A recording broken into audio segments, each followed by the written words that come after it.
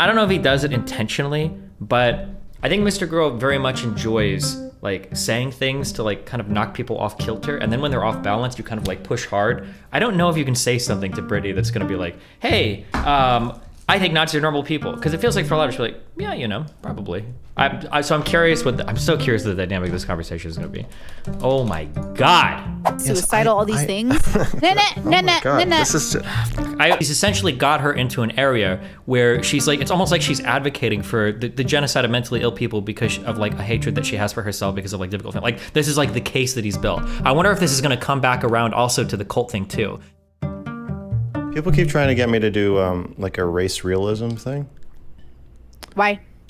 I think because they think that I unflinchingly will talk about like gender in a certain way, and Obama. Oh, really? He'll talk about Obama in a certain way? That I'm gonna then,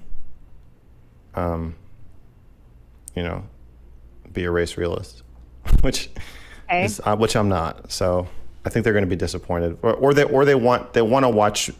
I think race realists believe that everybody else is lying about race, and they either want me to agree with them or prove that I'm a charlatan and that they want to see that there's a place I won't go, that I'm too scared to tell the truth about race, which is that white people are the best, I think.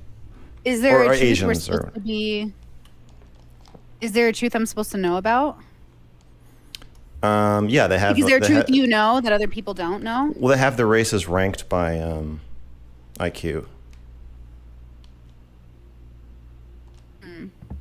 Yeah, I don't know if I believe in IQ, but I'm an idiot, so that's probably why.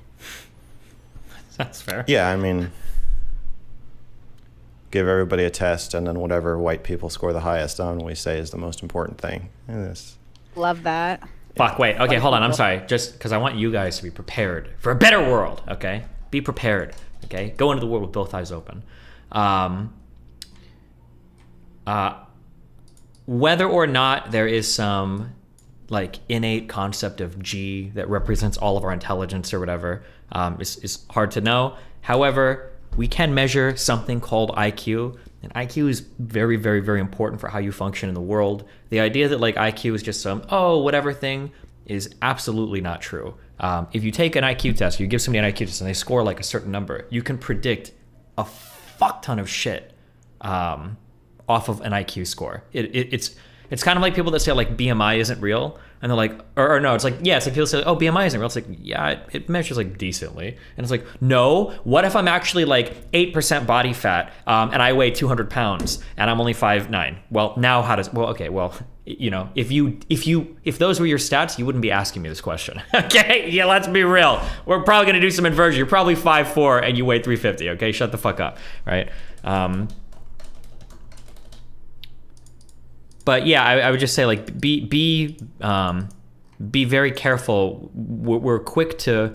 What is one thing you can predict with IQ? I think pretty sure you can predict a whole fuck ton of shit, like future income, like future educational success, like future like happiness, and like there's a ton of shit. Like if I'll hesitantly say this, but like if you could have like one thing in the top 1 percentile. Like I'm pretty sure like IQ is like the thing that you want. It helps you navigate through so much more in life. It's like the equivalent to like reading in school. Like if you're a good reader, you're gonna do decently in every single subject. But just as a heads up, okay? All right. Cool. I don't know if that's fair. Okay. Or makes sense. I don't know if does my screen, guys, hold on. I'm being like I'm trying to be like MrGirl right now. I'm trying to actually like, I usually just have my guest be like really small in the corner, but I feel like with you and me, we could probably get side by side a little bit. I don't know. I'm a tech boomer, so everyone knows my streams are not high production. So I'm going to say that sounds good. Louis interviewed Nick Fuentes recently and exposed him. Okay. Really? That's what the chat's saying. Why? To expose him. Oh. Nick kind of seems like a troll to me. He seems kind of harmless, like I could beat him up. I don't know. I feel like if I could beat you up, I can't take you that seriously. I think Nick Fuentes is a Nazi. Misandry. Or misogyny. A real Nazi? Yeah. I think he's the real deal. Basic. Okay, interesting. Well, no judgment. Have fun. No judgment about what? Me thinking that? About him being a Nazi? No, him living his best life. No judgment about him being a Nazi? I don't know. I don't really know if I believe in Nazis. Like, I think people think they're Nazis. Do you think that the Holocaust happened? Yes, of course. Holy but I think shit. those might have been real Nazis rather than what we have today, which are kind of people who wish they were Nazis. Yeah, I understand they might believe they're really Nazis, but I'm like, okay. I'm like, It's funny because what I'm about to say applies equally to MrGirl and to Brittany. Both of these people will say things at times, and there's only two interpretations. It's either really smart and really insightful, or like just kind of dumb and worthless. There is no in between. Like, there are no real Nazis today. Like, when you say there are no real Nazis, like, what do you mean by that? And then it's like, well, people that have actual control of a state, that are willing to enact like a state propaganda and fascist government or regime that can like execute people en masse, and that actually adhere to the original guiding principles of like the Aryan master race. Okay, yeah, actually you're right. There are no real Nazis. Most Nazis today have no idea like what the master race was or anything. Like, it's just people that kind of look white. Yeah, true. Or you like, there are no real Nazis. Like, oh, well, I don't think anybody's like really racist who doesn't like Jews. And it's like, okay, well, that's kind of right. Well, which one is it? You know? Yeah, I don't know. you know, it's just silly. I think that I guess my pushback would be that I don't think real Nazis are that different from normal people, or they are normal people. Even I don't think there's something fundamentally different about the Nazis that made them, able to do what they did. No, I mean, humans are going to human, and I feel like it's a pretty human thing to do. Okay, I'm gonna be totally honest with you. Okay, this is like the biggest interaction thing that I'm very curious about for this conversation is, and I don't know if he does it intentionally, but I think MrGirl very much enjoys like saying things to like kind of knock people off kilter, and then when they're off balance, you kind of like push hard. I don't know if you can say something to Brittany that's gonna be like, hey, I think Nazis are normal people, because it feels like for a lot of people, like, yeah, probably. So I'm curious I'm so curious what the dynamic of this conversation is going to be. Oh my God. Good luck. Sort of were. It's a Holocaust. Yeah, sure. I'm not saying Nick's not just human. feels like. I just think he's a. I think we're agreeing. Well, we're agreeing about maybe the facts, but I don't think we're agreeing with how to talk about it. Yeah, I think that's the meme my Discord has like granted me, which is I see problematic behavior and I go, oh, that's kind of funny, and then everyone else like has a whole like documentary they want to make on it, but I don't know. I'm kind of at this point where I'm like, oh, look at that. It's like phenomenon. You guys think was Hitler level Does it ever 1, feel guys? like that to you when you're watching people? No. Phenomenon. No. I feel involved. Interesting. Do you feel like? I feel deeply invested in my my fellow man, and I want to stop, fascism. That's a big goal. Yeah, I mean, I don't know if it's achievable. It's more like I want to be on the side like against fascism. Sure. I know. Doesn't everyone? Well, no. I mean, Doesn't everyone kind of think they are against fascism? Nah, not Richard Spencer. No, I kind of asked him, and he was like. I thought, isn't Spencer like a liberal now? I think Nick's side, the further right you go, I think that you're going to run into people that are like, yeah, hey, if fascism does what I want to do, then yeah, sure. I don't know if Spencer would, but if he's talked to Spencer, he said it. It feels like Spencer's more just like kind of like a very racist liberal now, was my understanding today. But I mean, he's had more recent combos with him than I have, so. Fascism is fine. I just want to win. I think a lot of people feel like that. They just want to win, so they don't really care what the result is. I think if you asked Nick Fuentes honestly if he's against fascism, I think he would either. I doubt he has a problem with imposing his will on others. I think that's what he wants to do. Yeah, of course. I think everyone does that, though. Yeah, but I haven't met many people who don't. Well, I don't. Well, usually when I hear that, it's on a spectrum of I have an opinion, you should consider it, to I will create or vote for politicians that will limit your rights because I think it's better for you. Well, that's kind of the same to me. You think voting is the same as marching people into a death camp at gunpoint because they're not the same as you? No, but it's the same. It's the same. When I say like people want to create legislation to like stop LGBT people from having rights, Yeah. It's coming from the same place as the people who marched and Nazi'd. It started at the same place. Well, sure. You're thinking you have the right to limit people and dictate what their happiness and joy is. How can you be a very racist liberal? Okay, hold on, shit. I need to define my terms before you fucking morons run and start making 30 different subreddit posts. When I say Richard Spencer is a liberal, what I mean is that, like, liberal with capital, I think he believes, like, in democracy and stuff. I don't think he wants, like, a totalitarian, like, he seems like a liberal. I thought that's why a lot of the really far-right people shit on Spencer now. It's because he's a liberal. He believes in, like, cuck democracy and shit. But he also believes in, like, I'm pretty sure he believes in like race realism or like a people's, you know, race determines their culture and stuff like that. So like he's a racist liberal. That was my understanding of basically. Richard Spencer fucking hates democracy. I can't tell if I can't trust any of you guys because when there's somebody on the right, you guys just call all of them like fascist, authoritarian, like losers. So I don't know. Maybe not. I thought we listened to something on stream a while ago and I thought that was why he gets so much pushback from farther right people. The strategy of management in people's eyes ultimately doesn't care about human rights, individual rights. He actually especially doesn't believe it since he's also anti-religious and has a might is right attitude. Just actually check. I don't remember what I watched. I would have to go back and find like whatever videos I've listened to, like watching him talk. I thought we listened to him go through some debate or whatever. I don't think he defended the idea broadly of like democracy and shit. But maybe not. Maybe we listened to something different. Maybe that wasn't it. Maybe.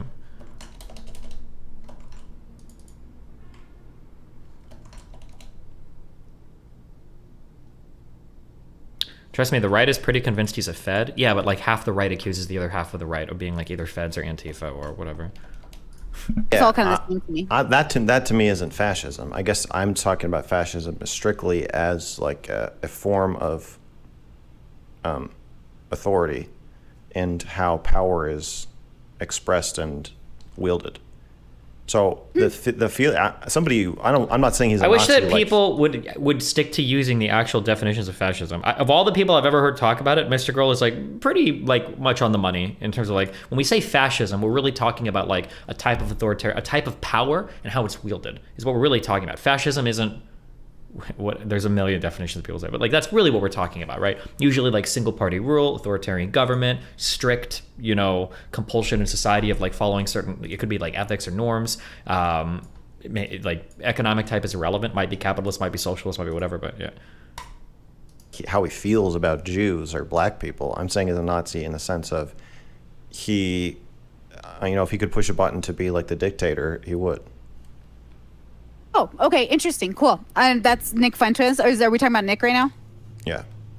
Okay, cool. I don't know much about him. I've only seen him in Debates with Destiny, so it's not exactly a impressive light, if that makes sense. But I believe you.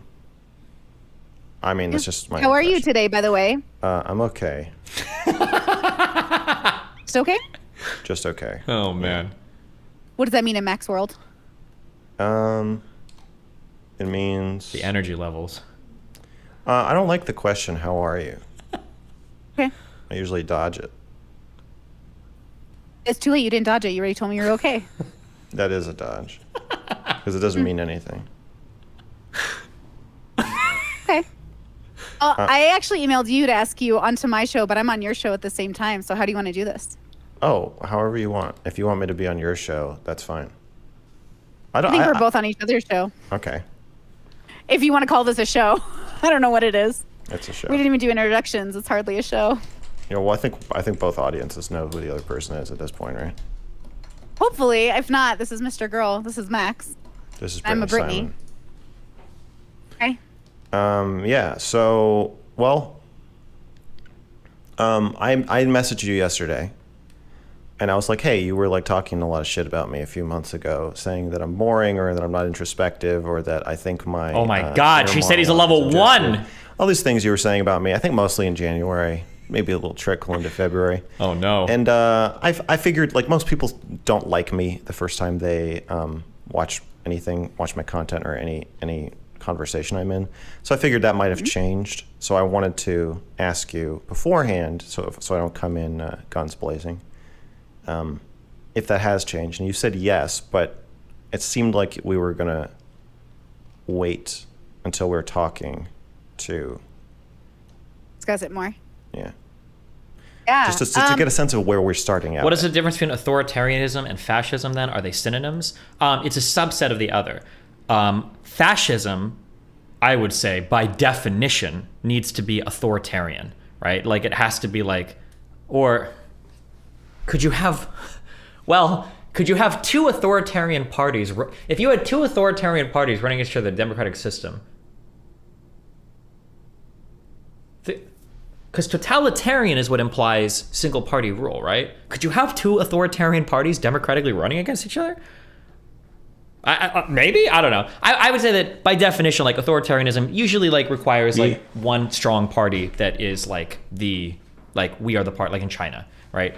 Or in Russia. Like I would say China and Russia have a lot of like fascist aspects to them. Like ultra-nationalist, like ready to do anything for our country, usually has like ethnic ties to it, or is baked into it. And then like authoritarian government, where the government can do whatever the fuck it wants to do. If it wants to steal shit from businesses, so in China, that might mean owning all the businesses as the government. In Russia, that might mean having like oligarchical control or projection of power or influence over your sectors of your economy. Like these are like, I would say, fascist things. I think authoritarianism requires you being the only power in a country. Okay.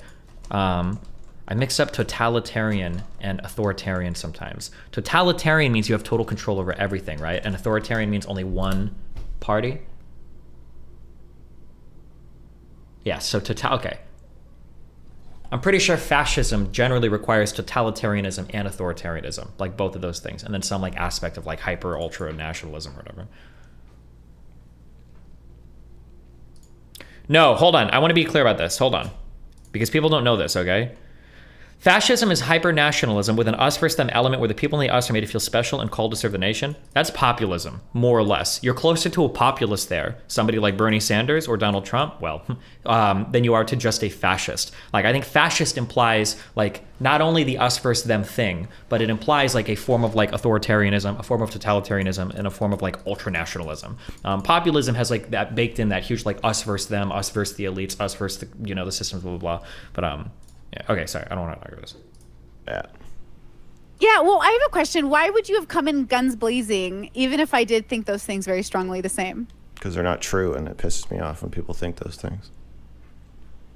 Okay, so you don't think your belief systems are objective? You think they're subjective? Yes. Okay, cool. Highly. So you don't think, like... Okay, so when you push your ideas forward, you're pushing them with the understanding that they're subjective. I get the bone? Yeah, I try to couch my beliefs in, like, this is what I like. This is what works. No, it doesn't even work for me. It's just what I do. Like, this is how I think of myself, and the way I think is, like, my preference above, whatever else. If I'm disagreeing with something, it's more like a lens. I think I try to present my views as a lens you could look through. If it's helpful to you to look through it, fine. Mm-hmm. I'm not trying to get you to glue it to your face, though. Which I think that when you do that, then it gets into more objective. Did you watch my videos on the levels? Yeah.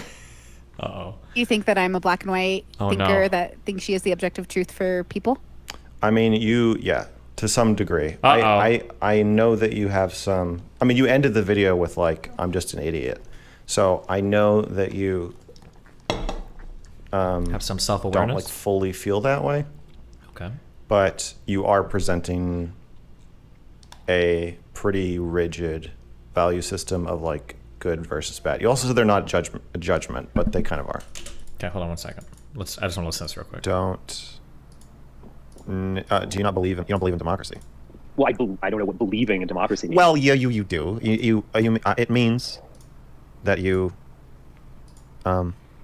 It seems like a god-awful way of choosing leaders to me. Some kind of popularity contest. Yeah, I mean, do we want to take, if we look at the democracy, tastes and mores of the American public, Marvel movies and, gummy bears or whatever, like, yeah, I'm not sure I want these people making decisions. Now, as it is, I don't think there's any country that's truly democratic. Yeah. I get it.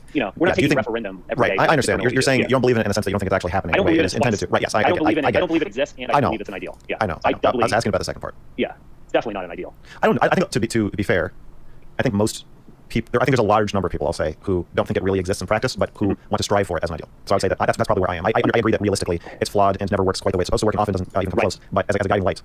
The argument against democracy are Marvel films and Chrissy Grey Dennis. Clearly the American public should not be decision-making. I don't think Does he agree. posit? Does he give like an alternative to democracy, or does he? I'm just curious. But they're not that bad though. They're okay. Okay, but They're okay. I was going to say something here because I can make an interesting point about this.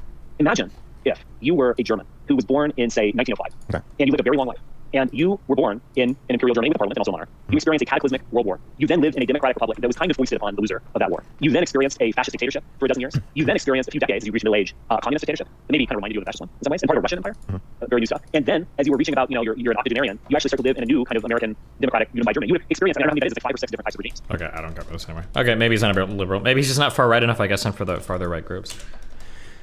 Gay judgment. We gay judged here. Yeah. So I think you're. So my assessment of you. Go ahead. Oh yeah. So I do think your value system is a bit rigid. You do like a take it or leave it thing. Uh-oh. But it does come across like you just think you're right. And obviously you've constructed a level system. Level 1. Don't they? This is such an interesting critique. It's going to be interesting to hear them. It's going to be interesting to hear them critique each other, because I feel like the same accusations they make of each other is going to be levied onto them, right? So Max says that I don't believe that my I'm not trying to tell people how to live. This is just like a way that I view the world, which I think is essentially what Brittany says. I'm pretty sure she would say that. Like, I'm not telling you have to see it my way. Like, I'm a dummy, lol. Max's interview with Dr. Canton was pretty good if you haven't seen it. I'll watch it immediately, right now. Thank you. And I'm pretty sure Brittany would say the same. But then they're both probably going to disagree on like, well, when you talk about it, it sounds like you're making like way more like strict objective like judgments or whatever on things, which I'm pretty sure people would say probably to Brittany and to Max, because I think you guys usually say that of Brittany, and I think some of you said that of Max as well. But 1, 2, 3, 4, 5 with yourself as a 5. So there's that. And I think that it's for anybody who's not familiar, your level system is basically levels of introspection. So 1 are useless people who are a burden and drain on society and the world around them, and in your words, so useless they can't even kill themselves. Jesus. Poetic, right? It's one of the cleverest things I've ever said. Yeah, that I find that pretty disturbing.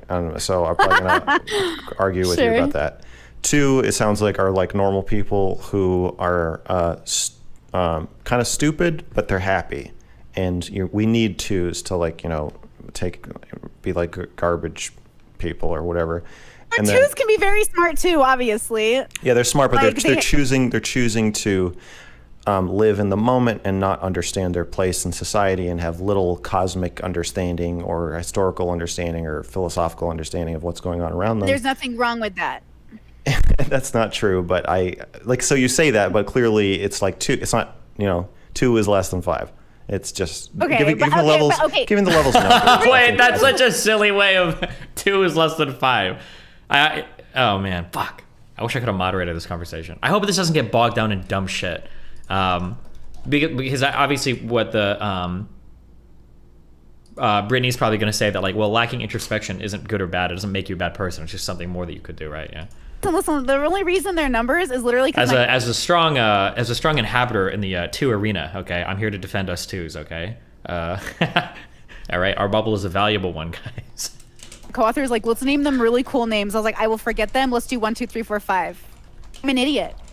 That's fine, but in making that decision, you clearly are putting 2 below 5, literally. 3s are above 2s, but they're not quite 4s. So 3s are stuck in limbo. They're uncomfortable. Destiny, that's not silly. She's clearly hierarchically ordered these types. There's an implicit value judgment in there. Okay, fuck. I don't want to have too much of a meta conversation because it's gonna sound like I'm simping over. Okay, I'll tell you where okay. Oh, fuck, this sounds so bad. This is how I view these people, okay? I view Max as me. Fuck. Now it's gonna sound like I'm making it hard. Fuck it. We all think we're all better than everybody else, okay? I don't care. I think that Max is almost completely analogous to my internal everything, just minus all of my social skills. That's what Max feels like to me, right? Max feels like if I walk into a place and I meet a girl and she seems chill, like I would want to walk up to her and go like, hey, you're hot, you're into me, let's go back and fuck right now. Let's ignore everything else and do it. But I wouldn't say that as Stephen Bunnell because I'm not autistic as fuck, right? I like, hey, let's talk a little bit. You can be comfortable with me. We can learn some things about each other, and then we'll get to that. I know we both know that's where we're going, but we're gonna play a little game while we get there, right? Which is fine, right?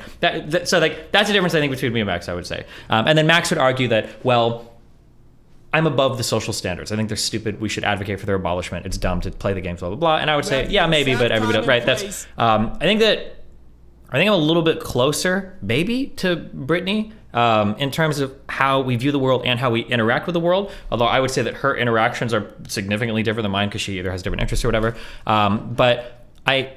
So I'm answering for her. I could be wrong, but when she has like a hierarchy, so if you were to ask Brittany, is it better to be a 5 or a 2? Brittany would probably say, well, in my mind, I think it's better to be a 5 than a 2 because I value introspection, right? But she would probably say, not everybody values introspection, which is probably true. A lot of people don't give a fuck about being introspective. For some people, it might even be more work than it's worth. Who the fuck cares? You might live a perfectly fine life. You might not reflect much on anything or think about your religion or whatever. Like, you just don't care. Like, why? Like, you don't even need to be introspective. And you can get through life just fine that way. So I think so the pushback is going to be when he's like, well, you're making a value judgment. I think her really, internally, she kind of is because she values introspection. But I think that she would say that, like, just because I value this particular thing doesn't mean everybody else does, right? That would be my guess. Kind of like how I would say like, oh, like are you Diamond 4 or are you like unranked, right? Most people are unranked because most people don't play League of Legends. You wouldn't say that like, well, are you making a value judgment there? Well, kind of. I'm making a value judgment about your League of Legends rank, but I'm not making a value judgment as like your value as a human being. Except I guess with ones that she says should kill themselves, but I don't know why she says that or what exactly that is. But who knows? This conversation could go anywhere. Good luck. They're on the edge, and it's a very dangerous place to be a 3 because you might go insane and kill yourself. There's like allusions to suicide at every level. So did you take Max? This is the best. Like, I love your. Did you really watch the video? I am in love with this. This is so nice. I watched the video, and then a 4 is basically almost a 5, but a 4 has ascended, and understands their place. But they're still kind of like... That's like Super Saiyan 3, where you get to a really high power level, but it means nothing. I don't know. On some kind of fence. But I think Ascended a 4 can be like fulfilled. Working with some 4s right now to see what will happen. All of them end up asking me how to be a 5, which is funny to me because it's not like I can write a book. So it's always like a personal journey, but we're waiting to see if anyone can stay a content 4. Wow. Wait, they can a content 2. A 2 is much easier to be than a 4. Okay. Wait, hold on. Okay, I don't want to do this. Stop. I don't want to argue about DBZ too much, okay? The problem with Super Saiyan 3 is that every single time when Super Saiyan 1 was presented on screen, it was an epic, important moment. When Super Saiyan 2 was presented on screen, it was an epic, important moment, right? We had Gohan, we had fucking Goku. When Goku goes Super Saiyan 3, who the fuck cares? He goes SJ3 and then he loses the fight immediately after in like one episode. What? Okay, and? That's what I'm saying. Super Saiyan 3 was bullshit in the show. Now, it's important later with the whole fusion and all that shit, but I'm just saying that like, okay, who cares, all right? Stop! We're not talking about this right now, okay? Easy, like in comparison. And then a 5 accepts death, accepts history, accepts the universe. Wow. A 5 knows the truth which cannot be told in a video or a book, but can only be told in a number of paid sessions with Brittany Simon. And that is you could even you could even watch the YouTube videos and get there. You don't have to pay for the sessions. But that's the thing, right? It's like you don't have to pay for the sessions. Okay. But yeah, that's a really I'm so in love with this moment. That was a great summary. Okay, that was great. Thank you. I just want to make sure we're on the same page then. Yeah, okay, and let me tell you, since we're like, I'll gush about your work for a second. Now that you just gushed about mine, but I'm gonna, as a narcissist, take you gushing about my work. Okay. You were gushing about my work because you actually paid attention to it. So I did. I'm gonna take that as a compliment. Okay, so because a narcissist just likes attention, whether it's positive or negative. That's what you're saying. I mean, we are YouTubers, are we not narcissists? No, we are. I'm just clarifying. That's why you said that. Like the way Trump just likes. He just wants you to write a news article about him. It doesn't matter what's in it. Yeah. Basically, I will say I do prefer people who seem to be critical of my work, and you're already like giving me that energy of like, Yeah. he might tear me apart, which is a kink of mine. Like, tear me apart, please. Like, Yeah. I'll get excited. Yeah. Yeah. So when I saw your work in January, I was really annoyed with it because people were like, Brittany, he's the next thing for you. You're gonna love talking to him. And I was like, I don't. Okay. And then I watched it, and I didn't, as you saw, quite feel connected to your work. And then I saw the video you did called, I think it's called Chasing Women. And it really changed how I saw you. And so I went, oh, and my brain went ding, ding, ding, ding, ding, ding, ding. And I was like, oh, I know where to put Max. So I do like categorizing Oh my people. God. Was she going to give him a number? I think I miscategorized you the first time I saw you. I know I don't know yet because I haven't talked to you, but I want to bet that I did. Therefore, I get the exciting moment of like, ooh, maybe I did it wrong. What do you think she's going to give him? What if I had to guess? It can't be a 2 because that's boring, right? It's not going to be a 5 because then they don't have anything to fight over. So it's going to be a 3 or 4. That's my guess. I'm leaning towards a 3 because he hasn't bought the videos yet. He hasn't bought the program. I'm leaning towards a 3. Which means I can do it right this time, and that's my happiness. That's my happy place. Because you thought I was a 2, but actually I'm a 6. Ooh, so something like that. Sure, something like that. Something changed, and there's something that means that there's more interesting things here for me. I'm being a little selfish. I hope this is a symbiotic relationship where we both get something out of this. For sure. Is he going to push for the number? Yeah. Oh, he's not going to. Yeah. Oh, wait. Nope. Nope. Yeah, so a lot of people are predicting that I'm going to yell at you or make you cry, but you did disclose to me that me yelling at you would be arousing to you. Oh, 100%. I even wore underwear for this. I was going commando all day, but now I'm in underwear. So. Got to protect your seating. Well, I'm in yellow pants. Oh, okay. And so I don't want them to soak through and then be rude for the internet to see. Understood. Yeah, I try to be considerate. Right. So, well, I don't know if that's true, but so that complicates any. I mean, if I lose either way now, because like if I fight back and I get angry, then you win. If I tear you apart, you win. If I win, you win. If I lose, you win. If I'm nice and compliment you, you win. Yeah. Isn't that good though? Is somebody supposed to lose right now? I hope you win at the end of this too. I don't know. Well, yeah. So the way it's set up, you're gonna win, and maybe I'll win too. I guess that's how you have it. Yeah. Well, do you think that 5s always win? I don't believe in your level system, Brittany. You do a little. I don't think so. It's a little. I don't think so. Oh, no. I don't think I think of people that way. You don't think people are differently introspective? She's maxing him. Oh, no. I think some people are more introspective about certain things at certain times and in certain ways. But I think there's so much variance. Like, I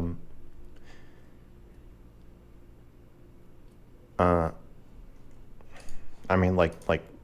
Hold on, fuck. I'm just real quick. I think that the implicate value judgment to your ability is kind of just an implicit value judgment because introspection is considered some virtue in society generally, and people who are less introspective are kind of considered worse as people. I'm just going to tell you this or give you my opinion on this because I don't want to argue about it. I don't think introspection is valued much at all. There's not very much in life that we get through introspection. There's not like, like externally that people can see. We're not rewarded for being introspective. There's no like talks about how introspective people are. Like, I don't agree with that. It would be cool if it was. Personally, I think introspection is important. And personally, I think that everybody should be introspective because I think there is value there if you're willing to put in the work, right? I'm not going to tell you to go climb Mount Everest for fun, right? It's a challenge. You have to do things. But there's like some reward at the end of the tunnel there if you're willing to work for it. But like, I don't think in general it's something where we reward much in society. And you don't even really need it to do well in society, right? Like I've talked to a lot of people that are like smart and really dumb, you know, if that makes any sense. But Steven. Occasionally extremely introspective. Lack of introspection is definitely... Oh, did you just say my name? Hold on, I'm about to get big narcissist boners here. Lack of introspection is definitely looked down upon, but I don't think it works the other end. I disagree. When people talk about lack of introspection... Fuck, I don't want to get on this topic. When people make fun of somebody for not being introspective, they're not usually talking about introspection. They're usually just talking about like they're using that as a proxy for something else. Like, let's say that I walk into a room and let's say that I fucking shit on the floor and I roll around it. I'm like, oh, this is fun. And like people look at that guy and it's like, oh yeah, like Steven, he's not very introspective. Like, well, they don't really mean that. What they mean is he's like socially clueless, or he's awkward, or he's inconsiderate. Usually like lack of introspection means something like that. Let's say that I run into a woman and let's say that she spent her whole life working in like charitable organizations, and she is like, she raises money for the poor, she goes out and she volunteers, but like she just does it because she's like religious, not to shit on those people. She's religious, she's never really thought about why. She doesn't like think about it, but like it makes her happy to do it, and she lives her life, she enjoys it. Nobody, not a single person in society will look at that woman and go, huh, you know, yeah, she's a good person. Yeah, she does charity. Yeah, she's good at her family. She's very much lacking introspection, though. Nobody would ever say that ever. Even if that person genuinely is lacking introspection. When people use that as an insult, you lack introspection, they're almost always using that as a proxy for some other word that they're talking about. But introspection sounds like really cool and deep and spiritual and blah, blah, blah. So, yeah, Brittany might insult that person. True. All right, sorry, hold on. I mean, like Steven. Occasionally extremely introspective, occasionally not introspective. I think he was like a carpet cleaner before streaming was invented. If streaming had never been invented and it had never been a way for him to he basically invented streaming, but if the technology hadn't been there for him to merge the idea of talking about ideas and playing video games at the same time, he might have just been a carpet cleaner who played video games and had like some interesting conversations with his friends. But fuck, I don't think that has anything at all to do with introspection. I don't think any of these things. Plenty of people can work menial jobs and be introspective. You could be. And there are a lot of streamers or wealthy people or celebrities that totally lack introspection. I would say that these two things are almost entirely disconnected, with the only caveat being the wealthier you are, maybe the more time you have to pursue things like introspection. And if you're like super fucked in poverty, maybe you don't have time to pursue it, maybe. But like otherwise, I would say these two things are relatively disconnected. But in your assessment of him, like from afar, you might just say, well, he cleans carpets. He's a two. And he's happy doing that. Wives can clean carpets. So sure, I understand what you're saying. Like his life could have gone in a specific direction. Maybe. I think certain people are destined for certain things, but not really, because I don't really, you know. But then other times I'm talking to him and I'm like, I'll say like, oh, so I think you must feel XYZ about, you know, something that you obviously feel. Like, I know what you're feeling. I know what you're feeling, Steven. And he's like, no, that's completely wrong. And I'm like, I can't, I don't believe you. And so in some ways, he's not introspective. In some ways, he's extremely introspective, and I think he thinks the same thing about me, and I think you think the same thing about me. I just don't. Fuck, I just realized there's a huge fucking problem with this conversation. They should have began with defining introspection, because I wonder if they're both on. I wonder if I'm even on that. I don't even know if I agree actually. When I think of introspection, I'm going to use one word, and I'm just going to call it like awareness of yourself is like what I would consider introspection. So like, like you can be aware of like the what do you do? What is your job? What do you do every day? But being aware of the why is the introspective part. I don't know if these two people agree on what introspection means. Because some people, like I said, they use introspection as like a proxy for like, are you smart? Are you considerate? Are you nice to people? Do you have a family? Like that, people will say that's introspection, or which I wouldn't say something, but I don't. We'll see. I just think we're like, if we accept your level system, I think sometimes I'm a 1 and sometimes I'm a 5, and it just depends. So I guess I just think it's too simplifying to say that someone can have that label all the time. I just think it's a moving target. Ooh, I've heard this often where people go, can I go from one to the other? Hold on. I haven't listened to this yet, so I'm not sure what she's going to say.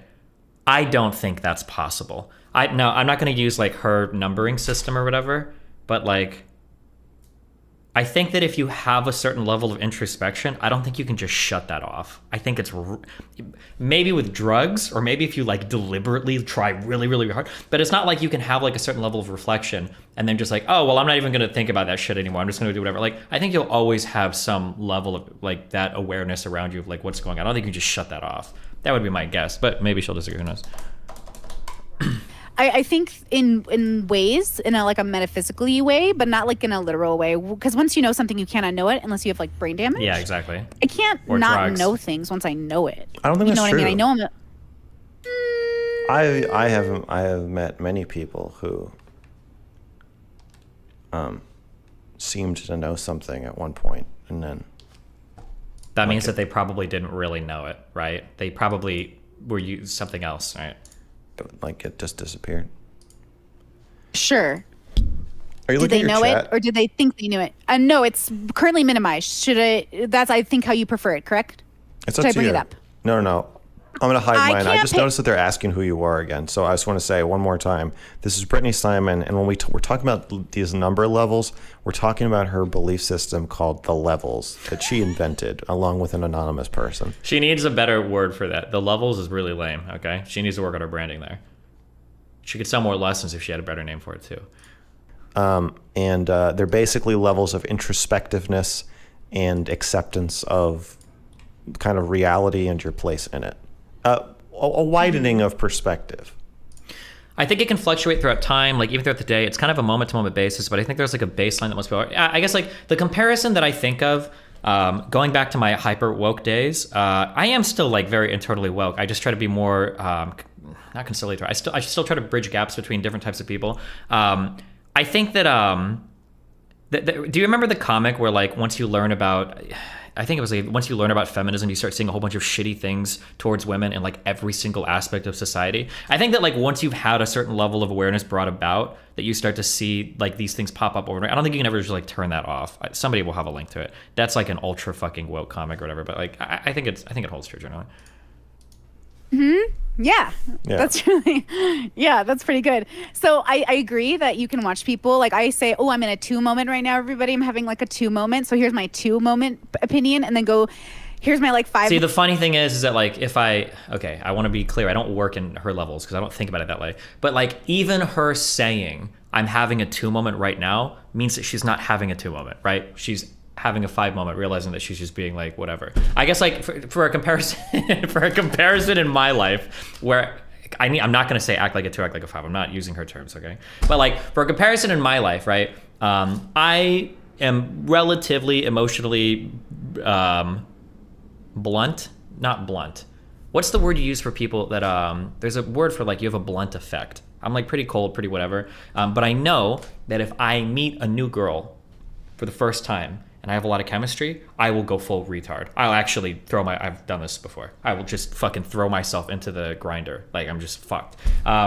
So like I could say like, oh, well, you know, when I meet a new girl, like I'm a 5 having a 2. Not really. I know what I'm doing. I know I'm being a fucking moron. But there are times where you might be like, you know what, fuck it. We'll embrace the stupidity. But it's not like I'm not going to be aware of that, right? Like, oh, you know, here's a new girl that I've met. I just had my like 8th 4-hour conversation with her in 2 weeks. Like, it's not like well, am I being a fucking insane psycho person right now? Yeah, it's not like you just lose that awareness, you know? But yeah. I think you cannot shut it down, but you still can decide to act. Yeah, basically. Yeah, let's go with that. Okay, sorry.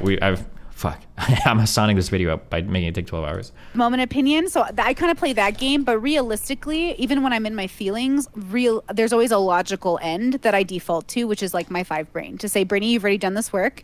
You've already gone through these crises. You've already met these people in these bubbles. Do you think MrGirl is saying is right in saying that she ranks these people to make herself feel better? I think that you can probably make that assumption. I would make that assumption. I did make that assumption about Brittany. Anytime somebody tells me like, oh, like I've got a ranking people for how I rank people and based on like, you know, like how introspective they are. Like I'm like, okay, yeah, that's cute. Like I'm sure you're very yeah, okay, I'm sure you do, buddy. Because it sounds like some new age psychobabble bullshit. That's what I would assume outwardly, or no, I would assume that inwardly. But then like you have more conversations with the person, you're like, okay, well, like, is there actually anything here? Do I think? And I would say that for Brittany, I think that she's like relatively socially aware. I think she's like pretty well thought out. Like I said, I wouldn't use, I would never.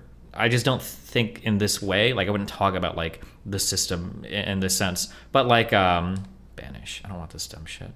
But yeah, I mean, I think that in talking to her enough, I think she's earned her whatever bubble shit she talks about. But I don't think it's bad to make the assumption initially, like, okay, this is some shit that you do for attention or whatever. But like, this is like one of my big criticisms of Max, right? It's okay to have quick judgments about people. I think that's fine. We make quick judgments all the time. But They need to be flexible. You have to be malleable with how you treat people. Like the first time I talked to a lot of people, I think you're probably a fucking moron. Like I'm sorry, you are. But hey, I'm open to my mind being changed. Like, the ball's in your court. Do what you have to do. Maybe by the end of this conversation, I actually think you're like a really cool, really intelligent person. It's possible, That everyone fits exactly where you've categorized them, even when you want to argue that they are what they are and you can't make them anything different. So I do it as a comforting thing to myself, which is like categorizing how I've experienced why people make decisions. Like it always confuses me sometimes when people I admire do certain things. I'm like, what'd you do that for? And they're like, oh, because of this. I'm like, oh, we're all just people, huh? We had this discussion in my Discord yesterday where I think everyone's kind of basic. And someone's like, Queen, you're not basic. I was like, I'm basic, bitch. Come on. Like when the internet's not happening, I go home to a pretty basic life and it's pretty good. Pretty peak. Right? So like the levels isn't meant to judge people truly. It's meant to just say, hey, if you find yourself questioning and wondering, is there more than just like this SJW bubble or this YouTube bubble? Like, yeah, bro, there's a whole world out there. And you don't have to assume that we found the answers in these bubbles because the answers are limited. How many times are we going to have the same conversations? I said it today on my stream this morning. We're still debating what's a man and what's a woman. At what point are humans going to accept that we've discovered things? Or are we just going to always continually go through these cycles of questioning like what is? If that's the case, then it makes sense. We are giving birth to new babies every day. And new babies are born twos, and twos have to go on their journey of introspection and fall in love, and then maybe go to jail or be a politician. What do you think a woman is? Oh shit! I'm a woman. Chromosomes are a woman. That's no. For me. I'm pretty fuck. sure. I wanted to steal this. If I ever got asked this question by a conservative, it is such an easy 180 flip. Whenever a conservative is like, can you define a woman? Like, all you have to be like, okay, well, I don't know, can you? Because whatever answer they give you, you're going to find, well, it's somebody that has like an ovary can give birth. Okay, like, so people without ovaries aren't women? Like, well, no, it's like, you can get into the weeds on it like very quickly. On both sides, really, you can, but. Okay, so secondary sex characteristics. Yeah, like I'm pretty content with the way we fundamentally categorize men and women. I think it's pretty reasonable, even on site alone. We're obviously like different. Just looking at us, it's kind of fun to look at us actually side by side. Okay, so do you think trans women are women? In one way, yes. Well, you just said XX. Well, I think they're women, right? In the way that Well, they don't have women chromosomes, and they don't have female sex right, so characteristics. they're not cis. Right, they're not cis women. They're people who identify as women, and that's good enough for me too. Okay, so they're not women, but easy. they think they are, or they say they are. Yeah, Okay. that's good enough for me. What does that mean? I think people hear me say that and they go, oh, so Brittany doesn't believe in trans people. It's not really like that, though. I meet a lot of really cool trans people. They're Well, you obviously believe like men in and women. trans people, but you don't believe what they're saying. Jeez. I believe. You don't agree with them. It's not even that really, because I feel like, not to be so woo-woo, but I meet trans people all the time and I'm like, I get it. I get how you're not cis, but I also get how you're cis and not cis. Like I get how they're men and women, but also don't live as men and women, if that makes sense. Like I understand an energy, like a feeling perspective of like, yeah, like you can be anything but this, even though you're not, but you are. Okay.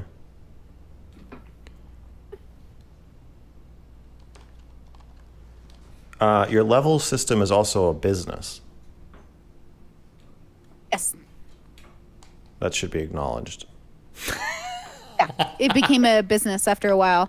I went to a priest and I said, hey, I'm doing these calls with people, but it's not formulated and I don't know what to do. And he's like, well, don't you have like this whole level system? I was like, yeah. And he's like, so be a professional conversationalist. Use the levels to talk to people. It brings people in and you should just talk to people. And did you say she was talking to a priest? Said that people would just talk to people for a living. I was like, great. So I branded myself a professional conversationalist and listener. It made people feel safer with me because they knew what I was aiming for. Safer and than so what? sometimes What is your definition of woman?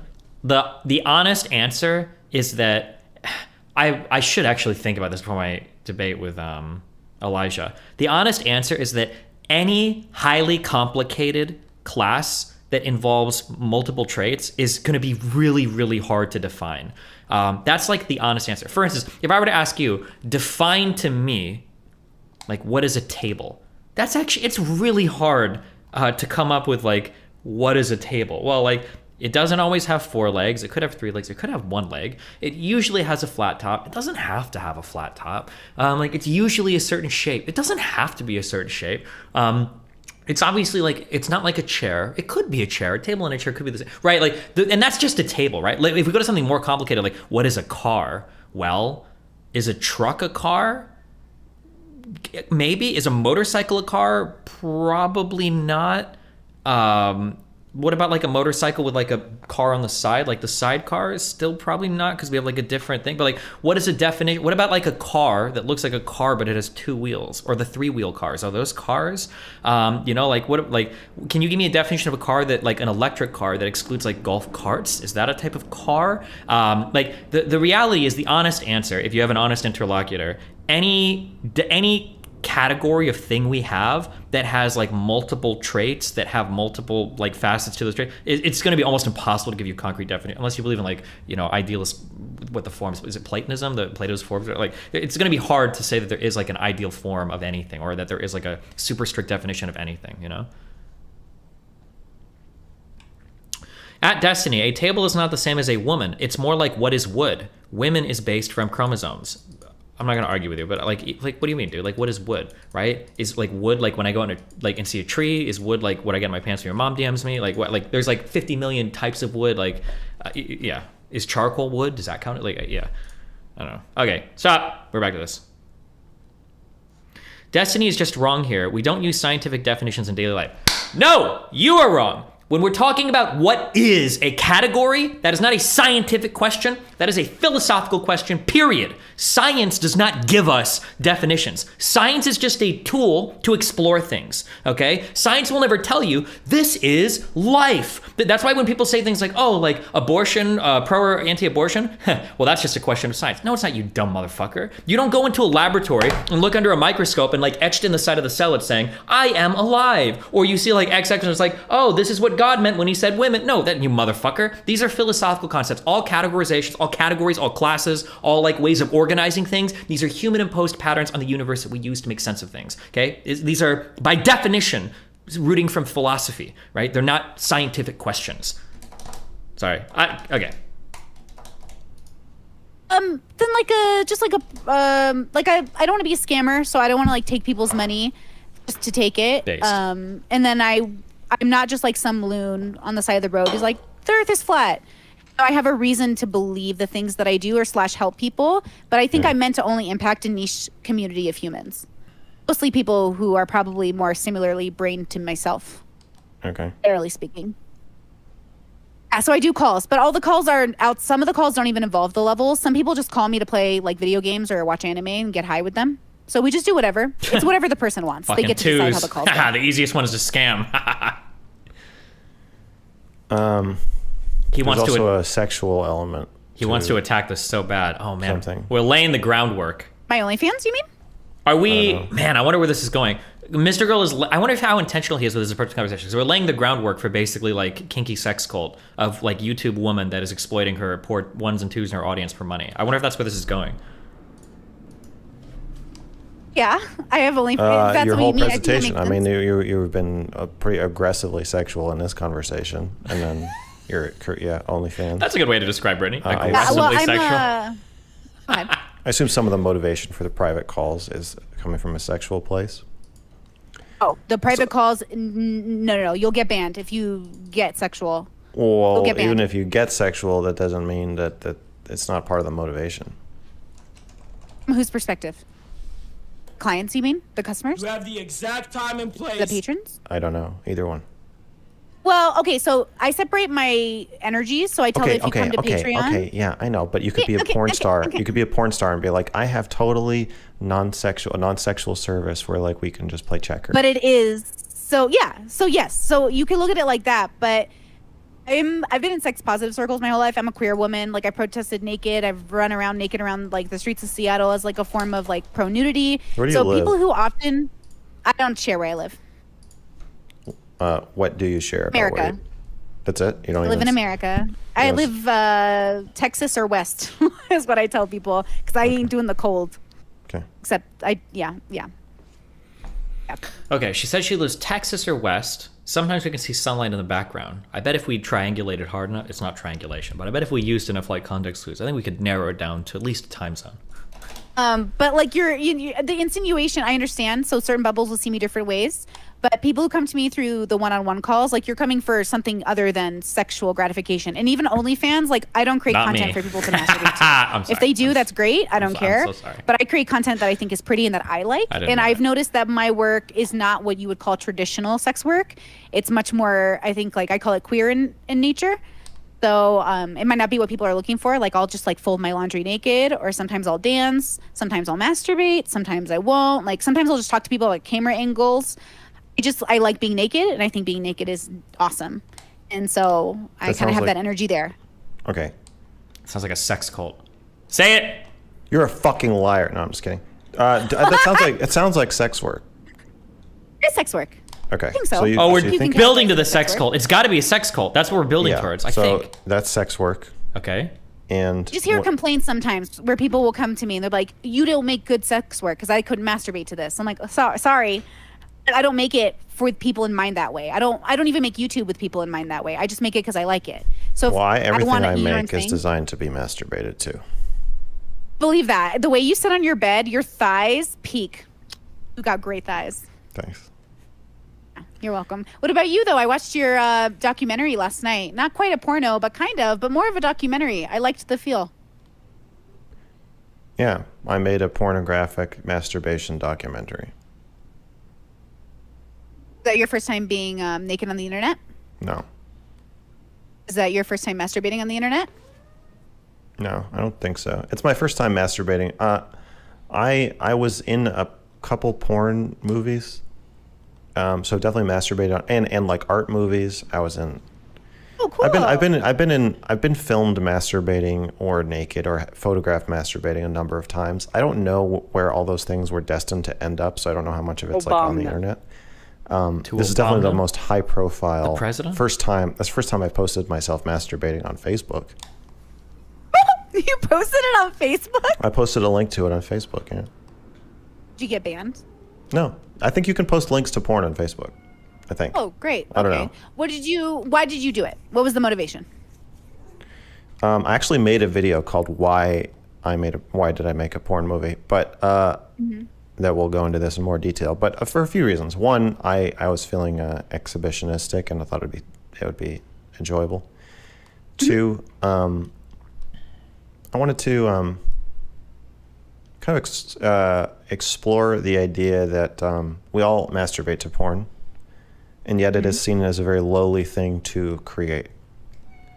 And I think there's a lot of hypocrisy and like sex negativity around consuming and relying. This is like one of the biggest things. I used to complain about this all the time. Like guys will call women sluts and then get mad when they don't fuck them on the first date. Or like people will rail on like, you're like a fucking porn star, you like fucking whore or whatever. It's like, bro, you literally are gonna jerk off to her in like 2 hours. What the fuck is wrong?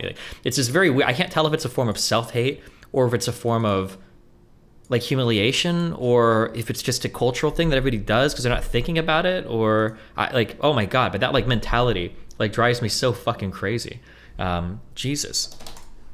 On the naked bodies of others while also looking down your nose and saying that these people are disgusting degenerates for making the content that you like need. Totally. I agree. Yeah, I think so too. I will say I'm very selfish in my work, meaning like I really do it because I love it too. Did you do it in any way because you loved it, like the feeling of it or the look of it? Yeah, I probably have more mixed feelings about it. I feel like I enjoy being exposed, but Keep it also hating your feels life then, working like class Andy. bad. True. In what way? I don't know. It's just like violating or exposing or embarrassing, and like that. It's like kind of adds to the thrill of it, but it also is just sort of unpleasant at the same time. But I think that I think porn should have more conflict in it, and so that's another thing I wanted to do. Is like, I feel like most masturbation porn is like, oh, look at my nice hotel room and I feel good in it and I'm having a good day. Ooh, gosh, this feels so good and everything's fine. And it's like that. I really don't like that. That's not been my experience with sex in real life. It's not been my experience with any woman I've known, and their relationship with masturbation has not been this like completely easy, fun, free thing that just makes them feel good and nothing else. And it's just weird to me that in most porn does not expose people. It conceals them and just gives you like a new, like, it exposes their bodies. But that's just part of what is like arousing about porn. And I think some of the most successful porn actors. I totally and completely disagree with everything he's saying. It's true that like sex is more complicated and life is more complicated and all of that is more complicated. But like the reason why you masturbate to porn is because you don't want to deal with all that shit, right? Like imagine if porn was like Tinder, where there's a 1 in 50 chance that you have to watch like 2 hours of a video and nothing might happen at the very end of it. Or it's like when people play DayZ, remember people like, bro, like you should have to shit every 3 hours in the game. And like, if you don't find a good spot to like take a dump in, like zombies can kill you. And it's like, bro, nobody wants to play a video game like that. Like at some point it's too realistic. Okay. And we're just going to either go out in the real world and do it, or we're just not going to do it because it's too much fucking work. I guess if I'm being like very charitable, I can understand that like maybe he's not saying that like, well, I don't like porn. I'm trying to figure out, because I try to figure out like what does he really mean. I don't think he means that like, well, I don't like porn because it doesn't resemble like real life sexual conflict enough. I think maybe he just wants porn with like a little bit more of that conflict to it because it would be more enjoyable. Maybe, I guess if I guess, maybe that's kind of what he's getting at. But bring more of their personality to their work. So I was interested in exploring that, but I wouldn't say it was like I mean, I've only posted twice on Pornhub. I think I am filming a pornographic version of my Real Doll review, and I might post it. I don't know. It's, well, got to talk to Jamie, but and then I got to see what I think of it. Why don't you do an OnlyFans? Do you have one? Because I don't have one. I don't want to be a sex worker. Why? I think I am beyond what I already am. I think filming yourself jacking off can be fun. Having to film yourself jacking off in order to pay the rent sounds like a level of coerciveness that I would be. What very, about being a very YouTuber though? With. Yeah, I mean, Fair. I've done some sex work. I wasn't reliant on it, but once the money gets involved, it gets pretty confusing for me from like a consent perspective. Well, if I may push back a little bit on that, just to share how I do it, but like everyone knows on my OnlyFans, like there's some months when I'll post twice a week or twice a month or whatever I feel like, because I refuse to make content when I don't want to, especially not naked content. But I don't that's what I mean to say. When you sign up for my OnlyFans, you are not getting a person who thinks, my customer is going to be upset with me. No, I think you're getting a random like erotic artist brain who's like, today I will film my pussy. But like, it's at the girls that do sex work where you like have to do one thing a day, that sounds like it would be exhausting. If you do OnlyFans, you have to do that. I would recommend you should do like 1 or 2 days of shoots and then like have like take like 1,000 pictures and then like trickle it out over a month instead of being forced to do something like that every day. Seems like it would be horrible. But yeah, man. Of my artistry, not at the whim of the customer. So like, don't you think you could find that balance? No, because money makes it so that it is at the whim of money. Same with streaming. I make money and like, I don't care. You don't care because you're making enough money, but if you start to not make enough money, or it turns out. I found MrGirl's notion insightful that Brittany was crossing some sexual boundaries by being so aggressively open about sex opinion. I'm gonna have you interpret this answer very carefully.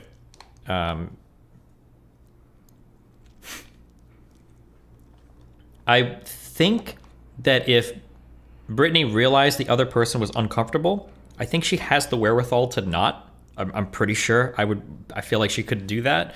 That doesn't mean, like, I would hope that's the case. So you shouldn't go around being like aggressively sexual to every person that you meet if you have no like reference for what they're okay with. If she did do that, I'd probably be critical of it. But like, she knows who MrGirl is, right? I'm sure that she factors somewhat into how she treats him, right? Yeah. I doubt she would act like that with every single person, but maybe she would. If she would, I'd probably be critical of it. That you, I mean, I don't think you can know how you are feeling about something when you are being paid to do it. Oh, that's so wrong. Same thing with streaming. Like, how much would I stream if it was purely just for fun, like organically? I probably would stream a lot less. And it is fun, but I don't know how fun it is because it's also paying my bills. And so now I have to stream. And even if I don't want to, and I don't exactly even know when I want to. Now it's just like I know I just show up and do it because it's my job. And it's a job I like, but it's okay for me to be kind of confused and to have a fraught relationship with streaming. Not everyone can compartmentalize the two. I mean, like, yeah, that's true. There might be some difficulties, but like, I mean, that doesn't mean it's impossible, right? Like imagine you're some loser that works in a fucking casino doing food service, but you go to school for music, right? Do you think that if you were to find that person and ask him, like, hey, aren't you glad that you have to work at a casino 60 hours a week instead of doing music professionally? Because if you did music professionally, wouldn't you hate it? My guess would be that person would probably say, no, actually, I'm only working for as long as I need to until I can be a professional musician, and I sure as fuck would love to create music professionally. Even if I have to make some music that I don't like, I'm still doing music. That would be so much more fun than having to work like a job that I have no passion in or care at all about. And then just do music in like the little bit of free time I have. Now that would just be a guess. I don't know anybody like that. Maybe you guys know some people like that, but that'd be a guess for what an answer of a aspiring artist would be, probably. Because why am I dying? Move! I only do it a few hours a week, I mean, like 8 to 12 hours a week or something, and it's not penetrating my body. If I was sticking a dildo in my ass 8 to 12 hours a week, and that was paying my bills, then like the question of like, do I want to put this in my butt? Like, oh, I don't really know, but I'm going to do it anyway. That's a much more, to me, feels like much murkier water to be dragging yourself into. And streaming itself, I think streaming is already bad for you enough. It's like parasocial sex work. So Totally. yeah. No, I feel that. Okay, wait a second, because this is interesting. Because I guess I would say, this is so funny. I remember there was a time when my grandfathers had both died, and then I was sick, and then I was just not feeling up to it. So I hit up OnlyFans, and I was like, hey guys, no offense, like I cannot feel sexy right now. Like I'm not gonna force myself to feel sexy to post. Like I'm just going through it. And so for like a month, like they just let me off the hook basically because they understood. Wow, and so I think I have the introspective. luxury of having such a good audience that they don't make me feel obligated to post, but also I make it clear that I just won't. Like I'd rather just not pay bills. Like, you know what I mean? But you're right that I'm at also a position where I have a savings, so I do have the luxury of not worrying about it. I'm also a person who used to post nude for free, and I still do. Like I just don't care that there's like I don't. You know what I'm saying? Like I posted one because I love it, but two, you're right that the job element is there. So like think about like for my birthday, I have this whole shoot. I'm a freelance artist, and the appeal to working a 9-to-5 for me is not having to rely on my passion for income, because doing so made me not want to do it a lot. Okay, maybe, I'll be honest, I'm sorry. Let me be a little bit more honest. Maybe it's different for other people. Like, maybe I would have felt differently if I was doing music full time, but like, the little bit of gigging that I did, like I think me and a few people played like a few weddings or played things at bars. I didn't like any of that literature, okay? None of what we played down there was fun for me, but it was super fun doing it. The idea that I could take like an instrument, go somewhere and play music and get paid for it was awesome. But I mean, I didn't do it full time. Maybe if I would have done it full time, maybe I would have changed my mind on it. I don't know how most artists, or if it's something where like, if it's really soul crushing work, maybe I would change my mind on it. But no, actually, I'm going to more aggressively poke you on that. I would have to ask you what your prior jobs were. Because I was a janitor at my school. I was a paper boy in grade school. I was a janitor at my school. Then I worked at McDonald's. Then I worked at food service in a casino. All of those jobs fucking sucked. If I had to do a passionless, soulless music job, I still think I would take that to any of those other horrible fucking jobs. I guess it would depend on what your 9-to-5 is. Maybe. I'm not sure. I don't know. I think it would depend on your... No, fuck, hold on, I'm sorry. I haven't actually thought this through that much. I'm trying to draw from like other people's... If you really liked art, and you were like one of the dudes that had to draw like the in-betweens for some fucking studio in Japan, and you're like... your wrist is like falling apart and you make like 24,000 USD a year, maybe you would start to fucking hate drawing. Ask me in like a few days. I think I have to think about this more. I'm not sure. Maybe you know what? The answer is probably going to depend. It depends on what your actual job is. That's probably going to be the answer. It probably just depends on what your actual job is. Or if you're somebody, you really like drawing like concept art, but you make a living doing like furry, not safe for work on Patreon because that's where all the money is. Maybe at some point you're like, fuck, I can only draw so many like doggy dick cum shots before I go crazy. You know, maybe. Who knows? You planned. So those things all exist at once, right? Like that turmoil between us. But like you as a Max, like you, how does Max feel about it? Like, does Max have any issues, or is Max only reacting to his life? And so do you feel like you're pulled by that? Or do you feel like you can get a hold of it and pull the balance between the money and the performance? And No, your I don't. dignity I don't think there is a balance. I think that's why I. What do you mean? I'm telling you, I'm doing it. There must be a balance. Yeah, Come I on, don't right? believe you. Oh, geez, we're doing Well, this. in what Oh way do no. I have to qualify? I don't understand. I feel like I'm. Oh no, we're doing the Max I thing. I just feel like I'm. Yeah, go ahead. I don't. So this is one difference in how we think. I am not going to stamp something with, I have found balance. Or I know how I feel about this. This is To such a me, 2B the thing to door say. is always open. I'm just kidding. I'm just And fucking- that's why when you say how are you, I don't have an answer because I don't know, and I know that I don't know, and so And I know how to live in the present. It's exhausting to do it constantly, but do you not know how to do it temporarily, like for a second, like live? In I'm the saying like that live in the you don't moment? know something. I'm saying I am better than you, no. and I'm explaining how. The way that I'm better than you is that you label things with a sense of surety about this is in the good pile and this is in the bad pile. And if the good and bad aren't enough, we'll just do 1 through 5. So that's we're gonna have some nuance here. We're gonna have 5 things instead of 2 things. I'm saying that when you say, yeah, but did you love it? I'm like, there's not an answer. I don't have an answer for that. I can tell you some. Okay, how do I want to? There's like 20 different things I can say about this. I think we should just listen to more. Something he says, I don't believe you a lot. Does he really mean that in the literal sense, or is it to probe the conversation? Okay, I'm gonna make a whole bunch of assumptions about what's happening, but I could be totally wrong. This is what it feels like to me. Okay, here. Okay, first I'm gonna jerk myself off, but I could be wrong because who knows? Maybe I'm a dumb fuck. Okay, I think that something that I can do, I think really well, is if you give me a value system or a lens through which you see the world, I think, hopefully, I'm decent at like stepping into your shoes and I can have a conversation with you in your world. I don't have to send you letters or call you from my world and we try to like figure out like how does your shit matter. Like I can just step in your world like, okay, yeah, tell me, what is talk to me about the best 4 you know right now who's like so close to making it, right? Or like, you know, like we can have these conversations. So I think I can like understand how you see the world and like map onto what I think we can, and I can talk in that world.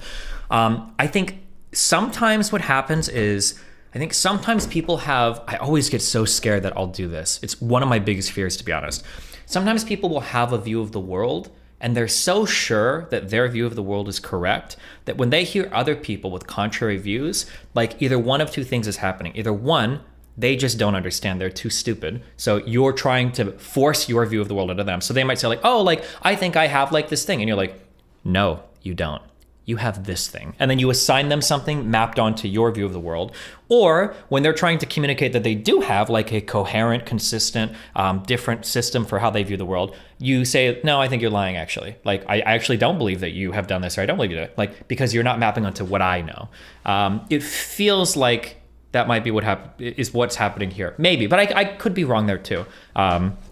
That's what it feels like is happening. Like Max has a way that he sees things and his view of the world. And there's going to be some things that are incongruent with how Brittany sees the world. And the only way to make sense of that is to say that she's either lying about some things or wrong about something. So he's going to force those things to map onto like how he views it. That's what it feels like. But we'll see. I could be wrong.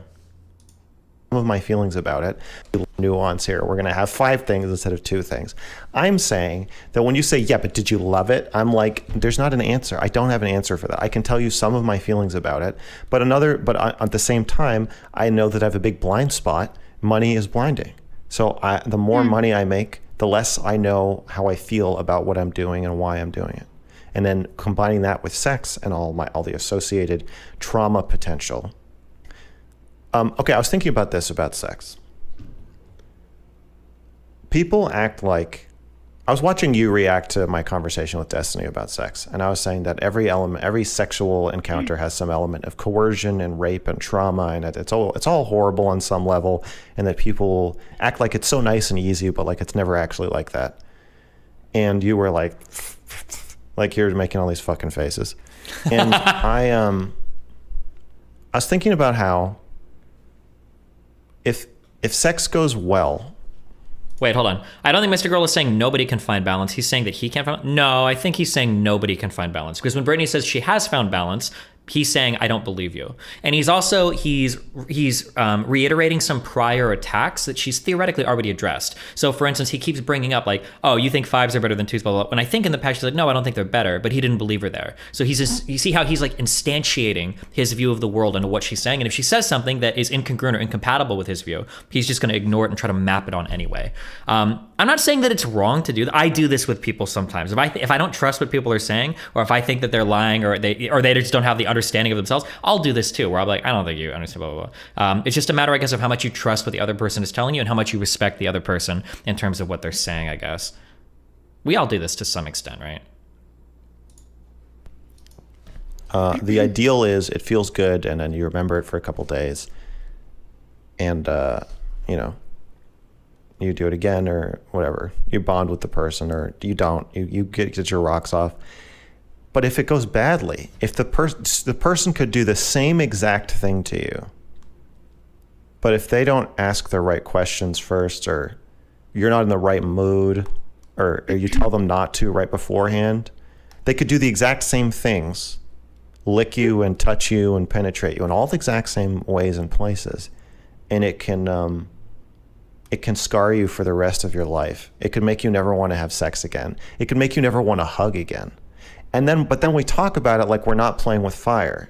Well, there's like a probability, right? But we absolutely are. And so knowing that like I could do something to myself or something, like, so one thing that happens a lot is people multiple times in making videos critical of me will take stills from my porn of me jerking off and take my face while I'm like mid-orgasm and Photoshop it onto somebody wearing clothes and be like, Mr. Girl is a fucking idiot. Like whatever you're saying about me, you doing that is worse than whatever you could possibly be accusing me of. But I just find it so violating and like gross. And like, I know I opened a door to that, but like there's a feeling I get of like just violation and dread when I see that's not like anything else. So yeah, I'm saying the vulnerability of like, is the vulnerability, what is it? Is it like, be specific, because I don't want to assume for you. Is it the fact that it's like that when somebody face? the difference between somebody hating you and saying I hate you and like you deserve to die or whatever, and somebody saying that while they're like looking at your dick is it like hits you pretty differently, it hits me pretty differently. So I mean, even without that, there's just so many things that can go wrong. So I just think that when you're doing sex work, you're just opening a door to a very dangerous thing. Aren't you opening a door to dangerous shit all the time for everything? Like we use this definition. And so that's why I'm saying I'm better than you, because I'm not going to simplify my answer and just say like, yes, it's good or it's bad or I figured out. I don't believe I don't believe it can be figured out. See, but that's a little... One thing that I don't like that Max says sometimes, and I don't even know if he agrees with this, maybe it's for conversational. He's very binary sometimes with like, with how he portrays. So like saying like you can't figure this out. Well, fully 100%, probably not, but we can certainly speak in degrees of understanding, right? Like, do I know that I'm not going to traumatize, the next person I fuck? No, I don't know that 100%. But if it's somebody that I talk to online on Discord for a couple weeks and then we meet up and I'm like relatively respectful when we have sex, probably going to be a lot less chance of me scarring that person than if I like abduct an 18-year-old from high school, blindfold her, throw her in the back of my car, fuck her as violently as I can, and then throw it on the street, right? Like, do I know that I'm not going to traumatize the first person? No, but it would be pretty stupid to have a binary understanding of the probability of traumatizing somebody, right? Like we can speak with degrees of understanding or something when we talk about these things. To pretend it's binary, I think, is a little silly. It's a isolating, right? You're limiting yourself and your ability to problem solve and say, oh, okay, I am smart enough to come to this conclusion at least, and then to build off of this conclusion. Like, even if you start off with thinking that we're humans and even existing itself is playing with fire, I think being alive is crazy and magnificent and just insane how we survive every day. I do things every day to myself where I'm like, I could have died. And I didn't. Holy shit, another day where I get to live Sure, and this play, is, yeah, like games everything and is a get risk, high. right? Theoretically. Like Yeah, that's crazy. true. And then I just I just put that knowledge against everything I'm doing. So when I do drugs, like I did DMT a while back. And when I did that, I made a decision that, hey, if this goes bad, this is how I'm going to react. Or even when I do BDSM, I usually call my sister and I say, hey, let mom and dad know that if I die, like I died happy, you know, because I do kind of risky behavior when I do BDSM. The idea is that life is Christ. risky. And so when you play with fire, you should Look at the be kitty. cautious and be safe if you Yes, can. but when and you then enjoy. okay, so you are aware. You agree that when you're doing sex work, you're playing with fire. Yeah. Playing with fire when you do anything, though, right? Like, Do you agree that you're playing with more fire than when you're doing your non-sexual calls? oh, now the non-binary is I do important. sexual calls. Okay. Yeah. That's why I said non-sexual. Oh, you did say non-sexual. I thought you said, sorry, I heard sexual. I was like, uh-oh, wait. I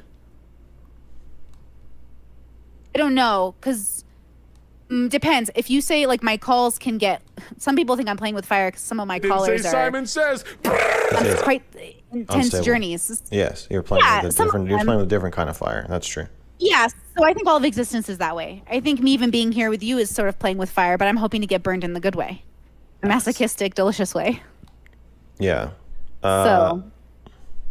I guess. I think, don't- look, if you asked me, like, is my sister taking less of a risk with her life being a teacher than I am as a sex worker? Yeah. But everything in my life is playing with fire. My dad's told me since I was a child, Betsy, you play with fire, you're going to get burned. And girl, I've been burned a lot.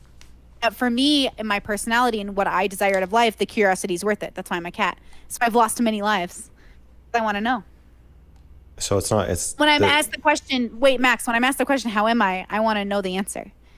I don't know how you're fine not knowing the answer. I just don't. I'm sorry. Fuck, I sound like a mad simp. You guys are haters, okay? That's a really good answer. When somebody asks somebody like me, do you think you're an asshole? There are two ways to answer that question. The general way is usually, I'm not an asshole. It's just that other people are really sensitive, okay? I might have said that when I was like 15 or 16, okay? The truthful answer, if you spent any time thinking about where you fit in the world, is yeah, I am an asshole, and you know what? A lot of people might not like me, but I accept that, you know, and that is the truth, right? I'm a difficult person, even if you're like a perfect person. And I've accepted that. There are a lot of people that will just never like me because of my personality, which is fine. That's cool. But like, you have to understand that, and you have to accept that. You can't lie to yourself. You can't be like, oh, I'm living a life with no risks, or oh, like I don't think I'm an asshole. I think other people are just all sensitive, blah blah. Like you should be like aware enough to know, like, you know, where do you fit in the universe. I don't think that you can. That's why I'm a level 6, because I know that you can't know. I feel like you can't know everything, and most of us will die not knowing very much. I know very little. But I think what I can know is what I'm experiencing. I can know me and my consciousness. Yeah, I don't agree. Well, Okay. I mean, are you defining your consciousness as what you know, or do you, like, I think one thing I run into with a lot of people is I talk to them as though they don't know how they're feeling. So I talk to I everybody do that like, too. yeah. If So you had to throw yourself in Brittany's world, what level do you think you are? Have we talked about where Dunning-Kruger comes from? Just like the real quick on it was that I believe it was the psychologist Dunning was looking at a police report for a guy that tried to rob a bank. And when this guy robbed the bank, he went into the bank, he held the teller up, he got the money, and then he ran away. And the police, they looked at the footage of the guy and they saw his face, and then they found him, I think like the same day, and they're like, hey, we're arresting you because you fucking robbed a bank. And when they had this guy in interrogation, they're like, yo, what the fuck? What the fuck are you doing? And the guy was like, well, lemon juice is what people use for invisible ink. And so I thought if I put lemon juice on my face, like the cameras wouldn't be able to see me because it would make my face invisible. And I think when Dunning, who's a psychologist, when he was going over this, I don't know if you call this a case study or interrogation or what, he was like, holy shit. It's not so much to say that some people are really stupid, because that's not very insightful, but more so that some people are so stupid that they can't even perceive their stupidity. And that might be like a sliding bar. So when somebody asks like, do you think that you're like a level 5 introspective, or do you think you're like as introspective as you could be? I feel like almost everybody would say, yeah, I am. Right? It's kind of like when people say like, Destiny, do you peddle in misinformation? Are you an ideologue, or are you, do you strictly adhere to the truth? Like I would say like, oh, well, I'm not an ideologue. I follow the truth, of course. Well, Vosh and Hassan say the exact same thing. Like everybody says the same shit. So I don't think I would ever be concerned with trying to like, well, where do I rank on an introspective system? Because of my personality type, if I was a 2, I would say I'm a 5. If I was a 3, I would say I'm a 5. If I was a 4, I would say I'm a 5. And if I'm a 5, I'd probably worry that I was a 2. So like, it's just like, yeah, I don't know. I would never, I personally, I don't think you should be concerned about trying to like rank yourself or figure out where you're going to, because if you did lack introspection or any kind of trait or any amount of self-awareness, it's not like you're going to know, because you lack the introspection to realize it. Much like Dunning and Kruger realized that if you are of a certain level of stupidity, or if you have a certain level of stupidity, you're going to be too stupid to perceive your own stupidity. So why worry about it, right? That's just how I view it. But listen. It's assumed that there is a large, the rest of the iceberg that you don't know about. Do you agree with that? I think there is the rest of the iceberg, which is why you should spend your life exploring it and figuring it out and putting it in different situations. That's how you know the self. That's how you know other people. So you put yourselves in situations. Do you agree that there's a large amount of that you can never know?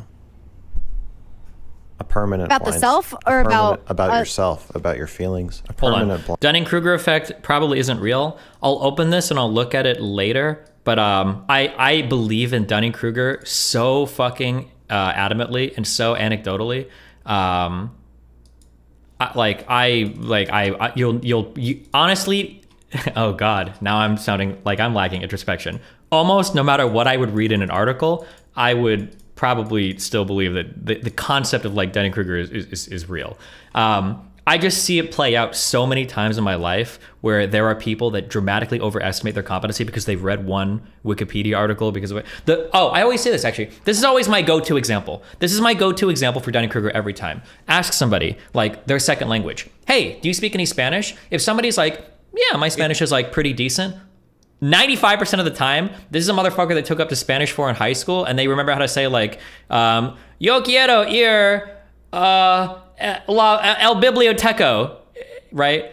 Versus when you ask somebody like, hey, can you speak your second language? And they like are studying Japanese, like, can you speak Japanese? And they say some shit like, not really. It's like my Japanese is like pretty bad. And then you'll go somewhere with them and they're like fucking fluent. And you're like, what the fuck do you mean your Japanese is bad? It's like, oh, well, compared to like a native speaker, I don't know a lot of the technical terms. Like, bro, you're like my mom, for instance. If you ask my mom if she speaks Spanish, my mom will say like, oh, not really, sweetie. I don't really speak Spanish. She's fucking fluent. What do you mean you don't speak Spanish? You literally talk to everybody that can only speak in Spanish. Like, why do you say that? But it's because they're at a certain level of competency that they know that like there is still a lot that they don't know. Or like the people on Reddit. Every fucking time on Reddit it happens where somebody's like, sorry, English is my 4th language, so I'm sorry if this is fucked up. And then they type like the most eloquent English you've ever seen in your life. Like, bro, what the fuck is wrong with you, But yeah. Okay, sorry. Let me get back blind spot. Sort of, or people it and figuring it out and putting it in different situations. That's how you know the self. That's how you know other people. So you put yourselves in situations. Do you agree that there's a large... I find Brittany mind-numbingly stupid, yet she surprises me sometimes. Implication being that there might be some sophisticated framework under the hood and I'm missing something. I think that the problem is that the problem is that there's a lot of things, the way that first of all, she's a woman, okay? So she's already docked a ton of points for seeming credible. And then because of she's upbeat, does sex work, like LOL. There's a lot of meme material here for it to be dumb. When you're trying to evaluate what people are saying, I think that you have to be able to step back and like figure out if there's some sort of like internal consistency there and then start to evaluate them on that level. Try not to just like web people to certain topics because you hear them say something that sounds like memey or stupid or whatever, right? It's easy to look at Max and go like, Max is just like an edgelord that likes to ask everybody about cuties because he wants to seem like he's a pedophile because it makes people uncomfortable, right? You could just say that about MrGirl, like, oh, boom, got it, right? Or like Brittany is like some spiritual bimbo fucking BDSM wannabe loser, fuck her, right? Because she talks about top and bottom way too much, right? You could do that. But like, or Destiny, I mean, I'm perfect. What are you gonna say? But like, you know what I mean? Like, I think it's worth it to pay a bit more attention to what they say. But hey, you make your own judgments, okay? Amount of... Okay. Sorry, hold on. We're back up. I think there is the rest of the iceberg, which is why you should spend your life exploring it and figuring it out and putting it in different situations. That's how you know the self. That's how you know other people. So you put yourselves in situations. Do you agree Like, that I can there's think a large amount of that you can never know? A permanent About the blind self a or permanent- about yourself, about your feelings, a permanent blind spot. Sort of. I've been experimenting with LSD, shrooms, and weed, and I've been trying to do this experiment where people told me when I first did acid, they were Max is like, so "Do not upset. look at yourself in the mirror," and I was like, oh, "Why?" And they're like, "You'll see things you never thought you'd know about yourself." I was like, "Really?" So I went to the mirror and I looked at myself, and I was like, "It's the same old shit." And then I was like, "Oh, you guys don't do that regularly?" I literally examine everything about my body, about who I am. I sit with myself constantly. Okay, I had always heard, and I've experienced this, I thought the reason why you're not supposed to look at yourself in the mirror is because when you look at people's faces, the most I've ever done is 150 micrograms of LSD, to be fair. But when you look at people's faces when you peak on LSD, their face starts to melt. It actually melts. It does. It's weird. Be careful, okay? That you're not in a situation where you're gonna get freaked the fuck out. Holy fuck. It actually melts. Their face is melting off their face. It's a weird fucking thing. That's why I've always heard you're not supposed to look at faces, but maybe different people are different ways or whatever. But then I also put it against other people's energy. I go and I talk to people and I'm like, "Hey, what would Max do if he had me? Max, do something. What would I learn about myself if Max had it like his way? Then I could learn something about myself, you know? Maybe he'd do something insane, or maybe he wouldn't do anything. Maybe he would just look at me in a room and I'd have to be okay with him staring at me. Maybe he'd bring out the when you sex say doll. if Max had me, Yeah. what do you Like as a, like, have you ever, Sorry, hold on. Jesus. These two seem superficially insightful to me. Do you think there's anything beyond pseudo-intellectualism going on? I wish that I had a really good way to tell you if it's pseudo-intellectual or not. I think it's really complicated to figure that out. I don't know if I can give you a simple answer to tell if it is or it isn't. I'll say two things. The word cell guy that I talked to, that guy was pseudo-intellectual. Or like Haas, these people are pseudo-intellectual because they have big words. Sometimes they're even well-read, but they're not good at like explaining concepts or having like a coherent understanding of the world. The second thing I'll say is, like, whatever you think about these two people, I imagine if you're in here, you probably think that I'm relatively intelligent, or you think that I'm not a pseudo-intellectual. I would hope, unless you're a hate watcher from Vaj's community. What's up?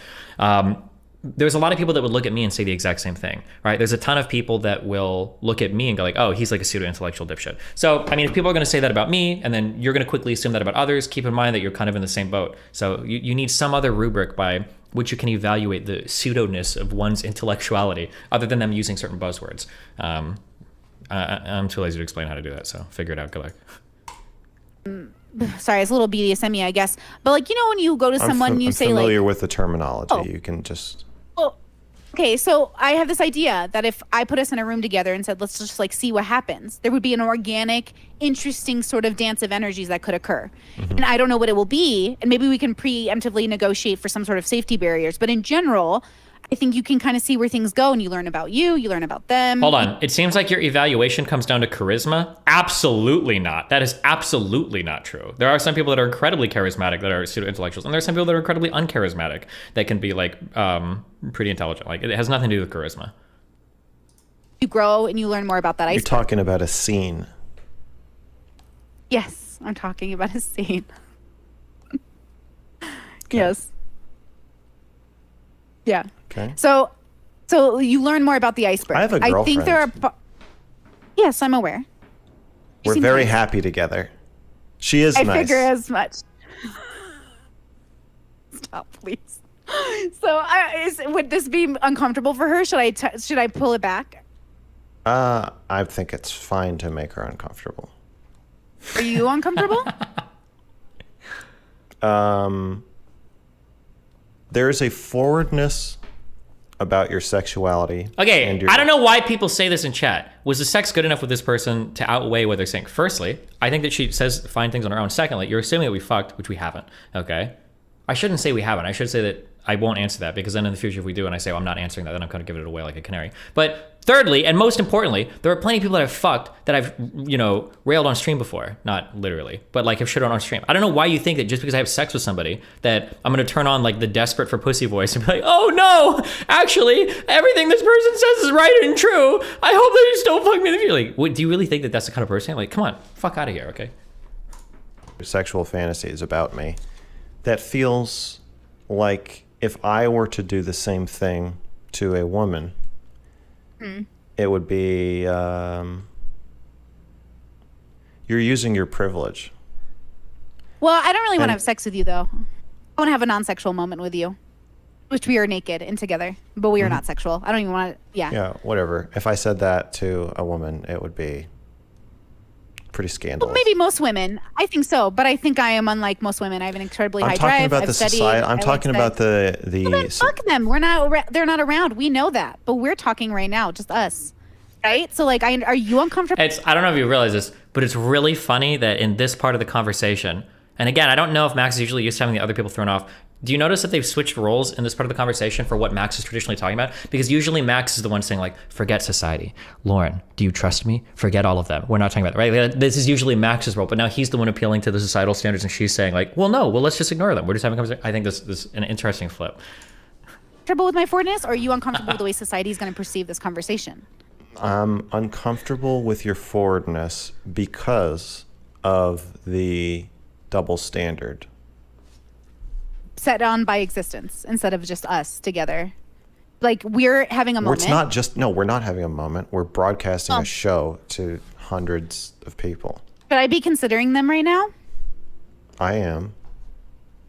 Oh, come on. This is such a role reversal, because normally the other person would be saying, like, well, yeah, I have to consider the double standards. And Max would be saying, like, oh, well, actually, we shouldn't worry about that. Or remember how Max always says, like, don't read chat. Don't read chat. Talk to me. I don't want you to read chat. And now Max is like, well, we're broadcasting in front of thousands of people, right? How did we get here?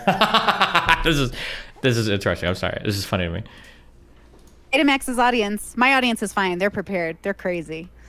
Your audience? Well, you're you're also the woman. I'm just pointing out that it's like when gay guys touch women's boobs when they're drunk, or when women are drunk and they grab your dick. It's not fair. Okay. Well, let's make it more fair by showing people we can have this conversation. It will be nice, and I'll like it after. And I won't accuse you of anything, and it'll be great. And then we can change society all in one conversation. I don't know. Which is kind of foolish for Brittany to say, but this is normally what Max is always saying, right? Well, let's change society. I want to make everybody. I'm sorry. Okay, I'm done. I'm done pointing it out. This is very funny to me. All right.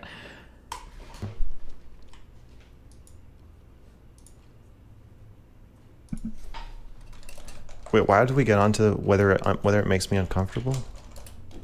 Because Shaylin, is that her name? Shaylin, is that how I say it? Yeah. You mentioned her, and you mentioned facetiously that you're in a relationship. I'm not sure if I should. Yeah. Are you negotiating with your are you negotiating your boundaries, or? No. I'm just making a joke, right? I'm not just making a joke. I'm acknowledging that I feel her presence here. I think she seems nice and interesting. Would she? She I hope seems she doesn't think nice. I don't know her. So I don't know basing her her off of what I've seen. Based on what I've seen, she seems nice. Can I ask you a question? Do you not like that my eyes flicker back and forth? Do you think I'm reading chat? I don't. No, that's fine. If your eyes. Why are you asking that? I don't have a. I didn't notice. I don't have a preference about whether your eyes flicker back and forth. Okay, just checking. I noticed assume, it could look weird. I'm looking at both of us. I have two of us on the screen, so I'm looking at both of us. Yeah, I mean, I'm looking back and forth. I assume that you'll tell me if you look at chat. Yeah, I won't bring it up just yet. I can't. I get too distracted, so I won't hear you if I'm reading the chat. Okay. I won't. I will literally zone you out, so it doesn't work. So yeah, I feel women are pretty rapey, and I think what I'm moving into autism bullshit conjecture part. Okay, so this literally every single thing I'm about to say might be totally false, but it's funny here that like I would say that Max has a very intimidating disposition, both physically and conversationally.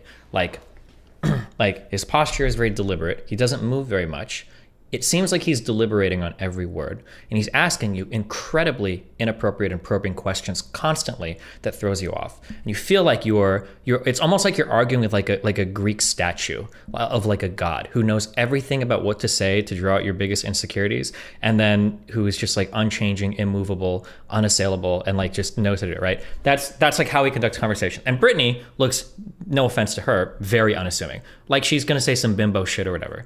I wonder if if that contributes to the frustration, because it seems here like Max is the one that's like incredibly annoyed and frustrated with the conversation, and Brittany's just like, yeah, so anyway, a lot of bottom and top energy in this conversation, don't you think? He's like, fuck you, listen to me, okay? I need to throw you off kilter. Jesus Christ, like, I just it makes me uncomfortable. You saying I understand that? I just want to make sure. Sexually entitled. Some of them can be, and I just want to make sure. Should dude, okay, because I feel like he's asking like, women are sexually entitled. Yeah, okay, you are. Okay, yeah. Like every question is like another, like he's like trying so hard to like fucking entitled. Some of them can be, and I just want to make sure. Are. Should I reel it back in? Are you asking me to consider your feelings, and I will reel it back in? No, I'll tell you if I want you to stop.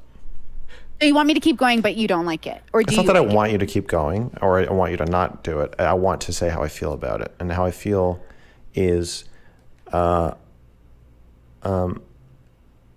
mean, it is weird to like have somebody talk about their like physiological arousal on a stream with you the first time you meet them. It's very forward. It's not something I would do. It's more like a mental one. It's more like I'm attracted to your brain, and I think that we could create an interesting thing mentally more than orgasmically. You're talking about your underwear.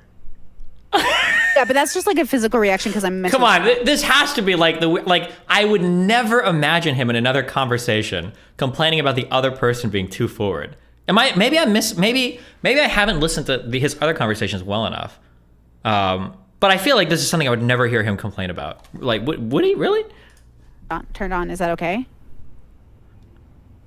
It's fine, but it's a bit rapey. I can see that. I can see it. And she's just like, okay, sure. So I can reel it back. That's what I'm saying. I'm not telling you to reel it back. I'm just labeling your behavior as rapey. I guess, but she can't make a concession to him though, or he can't demand a concession, because then it looks like it's almost like there's a fight for power. Because he's like, you're being rapey, and the expected response is like, oh my god, I'm sorry. So that now she's seeking approval from him, but she's like, oh okay, yeah, maybe I'm being rapey. Do you want me to stop? And he's like, but now the ball is back in his court. He's like, fuck, I can't ask her to stop because now it looks like I've conceded power to her. Fuck. So it's like, no, it's okay that you're raping me right now. I'm actually okay with that. Okay. And then it's just like moving on from like escalated attack to escalated attack. Jesus. Sorry. Fuck. Okay, I'm just gonna play as not talk anymore. I think for me, rapey is only if it's not wanted. So if you don't want it, then it's rapey. But if you like it, then we're just flirting. I can literally shut it down. No, you can like something that's rapey. I'm not saying. You can like the fantasy of rape, but the reason it becomes... I don't especially like it, but I don't dislike. Okay. I don't especially dislike it. It does make me a bit uncomfortable, and the reason it makes me uncomfortable is that I think it's presumptuous and rapey to say that if somebody likes something you're doing, that means like, come on, like it's presumptuous and rapey. This is from the guy that made a YouTube video saying like sometimes you kind of rape women to figure out what they want, right? Like this girl told me no a lot, but I still had sex with her anyway because I knew. Like, is this a true Max position here, or is this like a really big fight for power in the conversation? It's hard to tell, you know? Like I'm so curious now because we watched this video of him talking about stuff like this and it's like, okay. It's not rapey is insane. Lots of people like rapey things or situations. Well, I like CNC and I like rape as much as the next person, but only in a fantasy. When it's real rape, well, then it kind of ruins the mood. True. The mood is ruined. I don't think that's true. You think the mood can't? Okay, that's fair. I think lots of people experience orgasm, arousal, and joy and pleasure during actual rape. That's different. This is why I like to be. I will use Brittany words here. I like to be a power bottom in a conversation. I don't mind the other person walking me through. What do you want to talk about? Where do you want to go? That's fine. And I'll be an active participant the entire time. I'm not going to let you like fucking destroy my mind. But I'm not going to sit here like. I think that it's so funny. The aspect of like seeing people trying to like gain power in a conversation is very interesting. And it's probably triply frustrating when one person probably tends to have power in a conversation. Like I don't see all of Brittany's combos, it's hard to say, but it seems like she's probably normally the one that is a little bit more toppy or a little bit more in control. They're in that position in the conversation. And to see somebody who's also used to being there, but it feels like they try to a little bit more intentionally. Like I would say that Max is also usually probably the more domineering figure in a conversation, but it's very deliberate. It doesn't happen by accident. I think that Max like very explicitly tries for that. So when he runs into somebody that's similar, but then they're not trying, I wonder if that's like a very frustrating, I guess, ordeal. Of course, but that's different, right? That's your body reacting to a thing that might make sense for you. But mentally, there's like a different relationship happening, but not always. So I'm open to all of the individual experiences that could occur. But right now, I want to make sure that we're not having a meta conversation about your boundaries or feelings. No, I'll tell you if I'm setting a boundary. We are talking about my feelings, though. I'm saying I feel off-put by the rapiness of some of the things you've said, and kind of by your whole empire. It's like, it's so, okay, we're pivoting back to the sex cult thing. That's good. It's just so interesting to say that, like, you've made me uncomfortable, but I'm not going to ask you to stop or do anything, because it seems like I'm like, I need you to know that you've kind of done something wrong, but I mean, I can take it, okay, because I'm a fucking alpha, but like, you are hurting my feelings, okay? But I'm not sad, because it doesn't bother me that much, so you can keep doing what you're doing, but I need you to know that somehow you're wrong here, okay?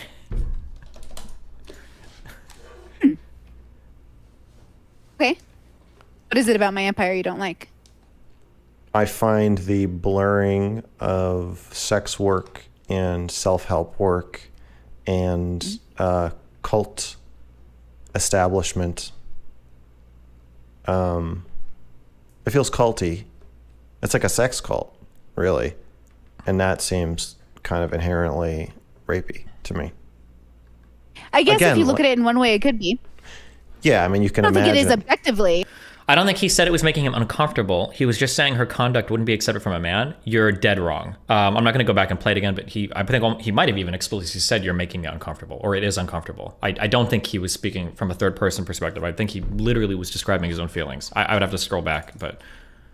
I don't think it is, right? Because like we're on Discord and YouTube and we're having calls, and most of the calls are about people's life. They're here for a particular reason.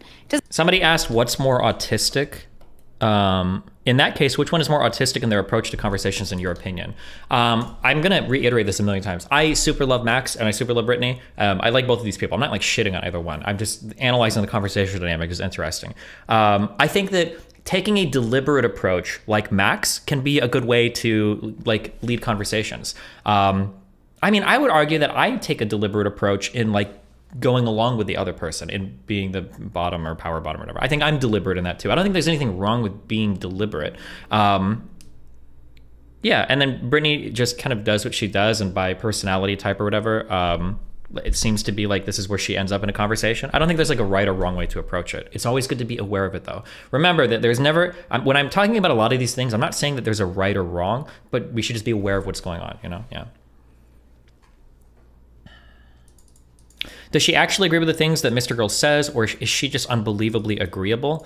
I think that what she does, if I had to guess, now I can't truly know this, but I think that what she's doing is she's listening to him say things, and she's trying to aggressively interpret what he's saying into something that like maps onto or makes sense in her worldview. And then if it sounds like it, then she'll just agree with him because she's trying to work within his framework, is what it sounds like. So when he says things like everything is rape, like in her mind, she's probably thinking, okay, well, when he says everything is rape, it probably means there's like power differential between everything, and some of these things are exploited and some of these aren't. And we might be exploiting something. Like, okay, sure. Yeah. Okay. Yeah. I agree with you, Max. Even though maybe she wouldn't state it that way, she's like stepping into his world and saying like, okay, he says it this way. I understand what he's saying. Yeah, sure. I think we agree. I think is what she's doing. Yeah. Doesn't operate like a cult. They can come and go as they please. Yeah, but you're telling them that you can offer them the real truth, and if they follow, no. I can offer them a tool. Yeah, that's what a cult leader says, and you can offer them. I'm just here to open doors. Yeah, whatever. It's up to you to blah blah blah. But sign up and pay me. I think you're right. Look, Max. In the same way that consensual sex and rape is the same thing because both of them involve sex, the energy and the context changes it. So I agree that from the outside, you could see what I'm doing and be like, it's the same. Okay. If I join the cult, then I won't think it's a cult anymore. That's how all cults are. You can't join it. There's nothing to join. That's not true. There's not a living entity. The only place that's, where is the living entity? Your Patreon. Does it exist? Well, you have a Patreon. Do you run a cult? To some extent, not to the same extent. Dude, so like she's not like a total bimbo, right? She's keeping track of the conversation. She's making analogies like very quickly, right? This is what I do in debates when somebody will say something. Like most of my debates are usually trying to find like contradictions in the person's argument, which is why I'm harder when I'm doing like full narratives or whatever. But it's like, well, you have a Patreon. Oh, don't you too? okay, yeah, but it's like not shit, right? There's a lot. This is funny. And people that they're going to find enlightenment by giving me money. I don't tell them that either, though. That's just how you see it. It's how everybody who watches that video will see it. It's fine. It's not for everybody. Okay, that's fine, but I don't think other people think that I'm telling people they can be enlightened if they give me money. Okay. I think people think that if they give me money, then they can rest assured that I will pay my bills while I have weird conversations with people on YouTube, and that I will continue to make weird YouTube videos. But I don't think... Same. Well, no. Other people... Been on YouTube for 12 years, Habibi. Been on YouTube for 12 years. I just started the levels a year ago. People have always been giving me money to hang out, do conversations. I've been doing conversations before I wrote the levels. Okay. Just now, people incorporate the levels into the calls. That does not contradict anything I just said, which is that you are telling people... I'm just letting you know that it's people, not like I invented the YouTube channel for the levels. It's not like I invented the calls for the levels. It doesn't matter why you did it doesn't matter why you're doing anything that you're doing. All that matters is, for the purpose of this accusation I'm leveling at you, is that you are telling people that they can achieve a higher level of introspection and consciousness if they follow not guaranteed. If their own, a hope. It feels like, fuck, I can't remember the DBZ reference. It feels like MrGirl is like Vegeta, and Brittany is like, would it be like Boo's first form? Like he shows up and he's like, I've been training as a Super Saiyan for this long, and I'm about to fucking... And the other person is just like this kid that's running around, but their power level is like 10x higher, and it's like so fucking frustrating. This is what it feels like sometimes with the dynamic that exists. There's a hope that they could, if they follow your teachings. If my teachings are right for them. If they're not right for them, then it won't work. I could be the wrong tool for them. They could need a different person. Yeah, that reinforces the cultishness. Because to have a good cult, you want to split everybody into die-hard converts and then people who think that you're crazy. And then you want to shunt all the people who think you're crazy out. And then it's even better for you when they call you crazy, because then that reinforces the inner sanctum of the cult. Jesus. Yeah, I think it would work that way if I didn't do everything I could to avoid the cultiness, but I agree that from the outside, that's what it looks like. I don't think you're doing everything you can to avoid the cultiness if you're telling people that you can teach them the ultimate truths about themselves and you're a sex worker. Damn. And you're having private conversations with people for money. Disagree. You're like a therapist, a sex worker, a priest, a friend, a whatever lover. they need me to be. Yeah, I get it. Yeah. But Brittany, I'm whatever you need me to be. I'm like a Ditto in Pokemon. But you know what I mean? Like, yeah, that's exactly what I'm doing. Because I think life is much more nuanced and interesting than we've laid it out to be. The construct of our society is pretty good, but usually helps the general public. And I think people like me, who are not the general public, we need something a little bit more niche. You're like Dr. K. So that's why I do it. Yeah. I've a part of my audience likes Dr. K. They recently got me into him in the last year. Yeah. All of these things are supposed to be like, you're a fucking Nazi. And she's like, yeah, I guess like I kind of am, I guess, you know, like I put your bad thoughts in concentration camps, you know? And he's like, I think your obsession with Dr. K is very human. Okay, now here's the real question. This might be the only part that I wonder with autistic is. I think that Brittany is triggering the fuck out of him right now. I wonder if she's aware that she's triggering the ever-living fuck out of him right now. I'm so curious, but that would be the big thing that I'm curious about. And I don't know if I trust her answer now, because she might just say yes because it sounds good. But I'm so curious right now when she says something like that. Like, because usually Max is the one saying like, I know how you feel. I know what you're doing. I know what's going on, even if you don't. And now she's like calling out like, yeah, I think that you're very human. I understand when you do that. Like, it's okay that you do that or whatever. Almost in like a quasi-condescending kind of way, but not quite, but definitely will be perceived as that from Max. I'm super curious if she's like cognizant of that. We're using human as an insult now. Oh, that was such a projection because everything that he was saying earlier was an insult. Well, I think this is rapey. Well, I think you're that. I think you're like this. And then she's like, oh, I think you're very human. Are you insulting me now? It's like, no, I don't even think she's playing that game, dude. She's like not even on. You're in two different worlds of like of game playing right now. Geez. I think it's like it is what it is. You have a belief. You think it's right. That's also those are all insults. Being human is an insult? I think I do the same things, so I guess I'm insulting both of us. maybe, but that's an underhanded criticism to say, I think you're XYZ, it is what it is. Or I think it's very human. I think it is very human, and I think it's your right to do it, as I think it's Dr. K's right to exist. You and I differ in the sense that I don't want to stop people from living their one life, and you want to put limitations on people. That's where we differ. You want to limit things based off of Max's idea of values, and I don't. Do you think that it should I don't care. Do you think there should be a law against murder? Kind of. Okay, so you do think there should be some limitations on people? Yeah, I believe in like, yeah, I try to get as like, I'm not much of a rule follower, but I think like rules are like guidelines. Okay, so do you think it should be illegal to steal? Like, do you think if I find out where you live, I should be able to steal your couch? No. Okay, so you do agree on some limitations on people's behavior. So that's not, and I believe I have stringent ideas of how you need to be to interact with me. So Steve and I talked about this, how Brittany has very black and white rules of how to deal with her. But in terms of what other people are doing with their one limited time on Earth, I'm much more lax with what other people are doing than what people are doing around me. Okay, so do you think it should be illegal for me to steal from somebody else, just not you? Like if you saw me breaking into somebody's house, you've never met this person before, and I say, "Hey, I'm gonna steal all this person's stuff. They're on vacation." That's probably wrong. Okay. That is wrong. To Brittany, that's wrong. Would you do? I think stealing is wrong. Would you call the police? Probably not. I'd probably talk to you. Oh, yes, if I said, I hear you, but I'm going to steal all this person's valuables anyway. Goodbye. Yeah, and I go into the house. I don't know what I would do in that moment because I've never been quite in that situation, but I would definitely take it as it came. So I'd probably talk to you through it and then be like, I just feel like you're being really inefficient. Like, why don't you just like do X, Y, and Z? And then if you're like, nope, I'm still going to steal, I'd be like, okay, then I'm going to call the cops and we're having a negotiation. Okay, for what's so about to occur. all my point is. Okay, hold on. I'll just stop something because it feels like I always am like giving compliments to Brittany without like qualifying anything. So this is something that I try to do. Somebody asked me earlier, like, would you do music as a passion? And the temptation is to give an immediate answer because I want to feel like I have an answer to everything. But like, I'll think about it too. Like, well, maybe that's not true. Like, maybe I need to think about it more. I try to be aware when I don't have an answer immediately for something. I think that's a really important quality to have. Sometimes people will ask me questions and I'll be like, I think this, but I'm not sure. Actually, I haven't thought about it. Maybe ask me in a few days. Like, I'll think about that one, right? I think it's good to know that. So it's interesting that if she's asked a question, you're like, would you turn this person in? Would you do this? The answer is like, I'm not sure. I don't know. I'd take it as a call. Like, maybe I'd do this or whatever. I don't think about it. I think it's good to have that awareness rather than like pretending that like, oh yes, I have an answer to every single fucking question that you could ever fucking ask me. I'm going to give that answer 100% right fucking now and tell you exactly. Like, I think that's a good quality to have.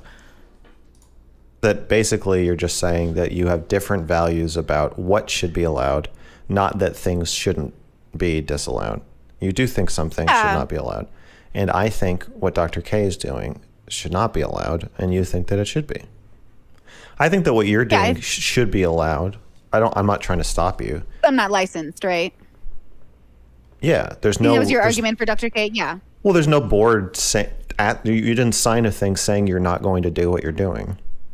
Right. And there's no law against what you're doing, so. Right. There's no Even reason. if there was a law against what I was doing, would that be does the law decide or does Max decide? I don't think there should be a law against what you're doing. Okay. Do you think there should be a law against what Dr. K is doing? Yes, there is. And because he's licensed. Yes, there is a law against it, and I think it's a good law. Yeah. Okay. There's a law against, if you told people you were a therapist, that would be against the law. Yeah. I think that's a good law. Because you can't be a therapist and not be licensed and not be trained and be, having unstructured conversation, video games, stuff like that. Like you need to have more of a plan if you're going to call yourself a therapist and more training. Yeah, I make it pretty clear that mental health is a completely different thing than I do, but I find that spiritual or philosophy help often helps the mental health. So most of the people I talk to have therapists or psychologists or people that they go to for their mental health. It's a good balance, I find. So I think my work works because I can't help with the mental health stuff. Not really. Like I have to go to a therapist for my shit. You have to go to a therapist for yours, but then you can come to me after the therapist stuff. Just like going to a physician. After you see your doctor and you get the cancer figured out, come to me for the other stuff. Because there's still more than that. We're more than our bodies. We're more than our like experiences. We're many things. Okay, hold on. We'll see how he answers this. So everything before has just been like an observation. I'm not like weighting things. I'm not saying somebody's doing something wrong or right. I'm just trying to observe things.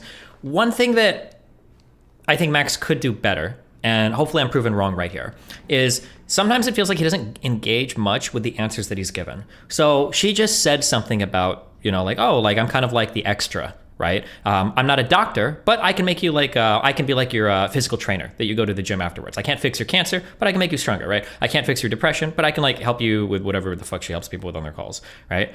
But I feel like sometimes instead of engaging with answers, if he gets an answer that he doesn't see that he can like attack on, he'll just jump immediately to another like very probing or provocative question.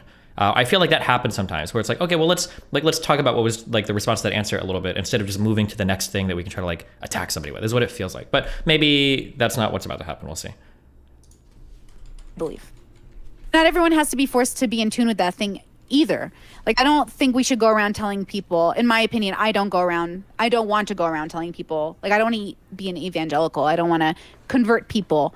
I want people to make the decision on their own. If they want to engage. If they don't want to, don't do it. You should just work to be joyful, whether you're 2 or 5. Well, you need to convert people in order to make a living. You do want to convert people. Hardly. That's not true. You clearly want to convert. No. Why would you? No. This doesn't make any sense. You know why? Do you know why? Because half the people on my Discord, ask them, they bully me all the time. Sometimes we'll start off with a call, Brittany, I think the levels are bullshit. And I'm like, fantastic, hit me. And like, we'll have this conversation. Or sometimes we'll be like, I don't even want to talk about the levels. I want to talk about this like philosophy thing. I'm like, that's great. That's fine. But clearly I'm not saying you want to convert everybody. Maybe you do, but you need to convert some people. Why? What's the purpose? I don't need it. They don't need to be anything different than what they are. Because it's your job.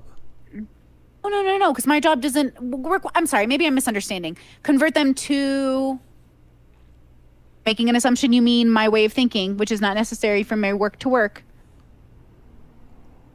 So, convert them to followers, customers. Maybe. I think if somebody's paying you $250 to talk to you for an hour, that you probably don't care whether they believe in your levels or not. I believe that. But I guess the way I run my calls, though, because look, money's not first, right? Everyone knows I've turned them away from calls. People ask how many people I've blocked and refunded. Ask how many people, like, if I think the call's not working for you, I'm like, you should probably talk to someone different, right? Because it's not about the money. If it was about the money, I'd make a lot more money. But it's about making a living while attaining my goals and offering a service that works. I don't want to be a used car salesman. If it's not going to work, I'm not going to sell it to you. It has to work. And I have like a pretty high success rate of people benefiting from those interactions, whether they come once or for 5 years. There's just a huge benefit. I've seen a huge benefit in their lives. And then when it's not, they get kicked out, or I get told, like, not like rudely. Like, I tell them, like, hey, babe, you do much better in this arena. I'm not helping you the way I think I should be. That's how I live within my moral structure, is to say, I don't want to be a used car salesman. I'm not the dad of Matilda. I'm trying to do something better here. That just being a therapist like I've met who just takes my money and doesn't care if I get better, versus the therapist I did have that really helped me and saved my life. Like, I want to be, I want to actually do good with my work. So yeah, I can see the issues and I do my best, but people are going to people max. I can't live my life and limit myself in how I can impact my community because a few people might not interact with me in the way that quote unquote saves them, which I never promised in the first place. That's not what I'm saying. I'm saying that you're building an unethical cult empire around yourself. Yeah, but your justifications for that seem to not be working, right? I'm saying it's almost unavoidable when you're an online figure, but you do your best through the process to communicate clearly with your viewers. The parasocial relationship. Well, I think you can balance it. I think you can remind people, look, I think it's beautiful and like poetic when a person comes to me and they go, I really feel another attack. Yeah. I really feel connected to you. Like, I feel like you see me, and I have to be like, oh, take me off that pedestal in that parasocial relationship, right? I'm just a person. Right? So the moment you, but you're not. But your whole philosophy is based on the idea that you are a level 5, so you're not just a person. I wasn't when I even wrote it. I wasn't even a 5 when I wrote it. Like, that's the point. Every cult leader starts the story with, I started out just like you. I'm still like everybody else. Every cult leader says that too. Oh, then that's what I'm trying to say. Like, you're right, no matter how you look at it. But what I know is really happening is I know it's not happening. It just looks like it's happening that way, but it's not. What if you're wrong? It'd be really sad, but I don't think so. I think I'm very transparent, and that helps me feel very confident that I'm not running a secret cult. I don't think so. Maybe.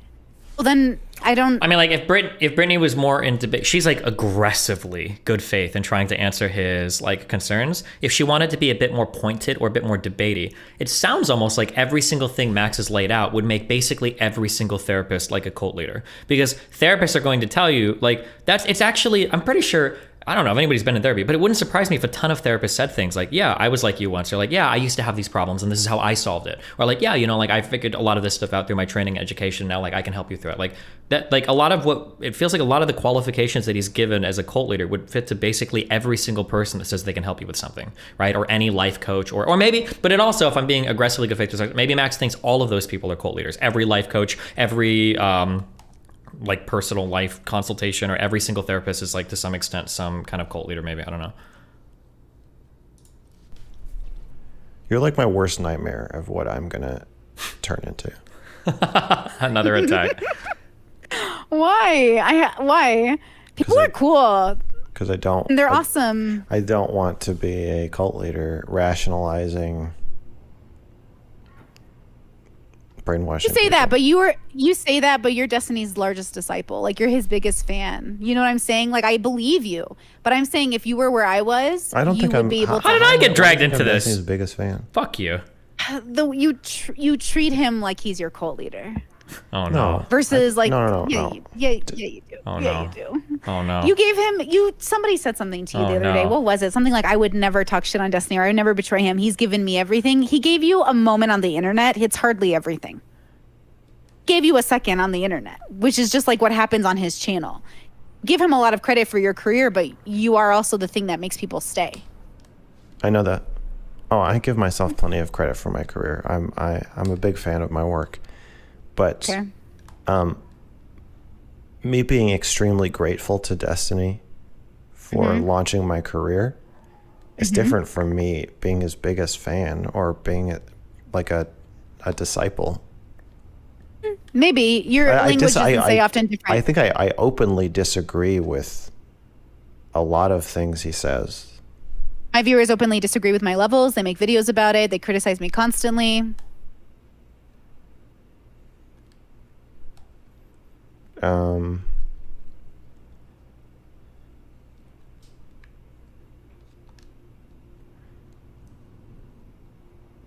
Yeah, but I'm not like his viewer. What do you mean?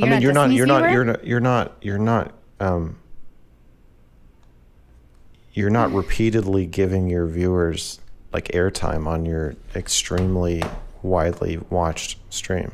Wow. What a cliffhanger, guys. I'm going to warm up some food. Hold on one second. I'll be right back.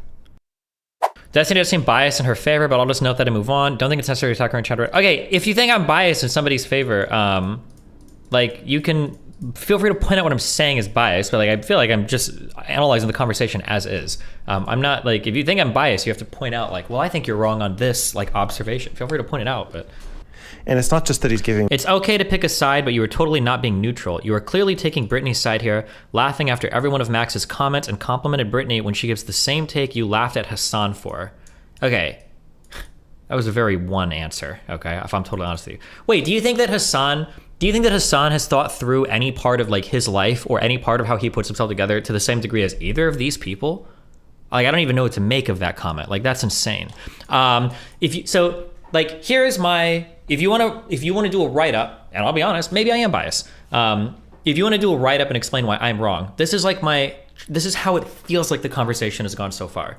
And this is my feeling, so I could be wrong. But it feels like Brittany is trying to engage in aggressively good faith, because I don't think she's attacked Max ever in this conversation. If she has, I missed it, or I'm biased and I can't see it. But it seems like she's aggressively good faith. She's trying to answer his questions. She's trying to explain what she does and why it isn't exploitative, or maybe it could be, but she doesn't think it is, whatever. She's trying her hardest to like do that. And it feels like almost every question, like as soon as she asks or answers something, like Max goes on to like, here's the next attack. Here's the next attack. What about this? You're doing that. I think you're doing that. You're doing this. Like that's what it feels like. That's the feeling of the conversation.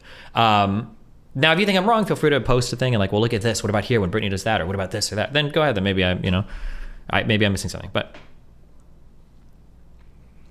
me airtime. Been on before. People have been on before. What do you mean? I've done streams with viewers and Discord people. Okay, so then I think it makes sense for those people to be more grateful to you. I'm just saying that I don't see. She's not taking hard positions on anything. She's just consistently waiting to hear what MrGirl says and crafting something to dodge/troll in the moment.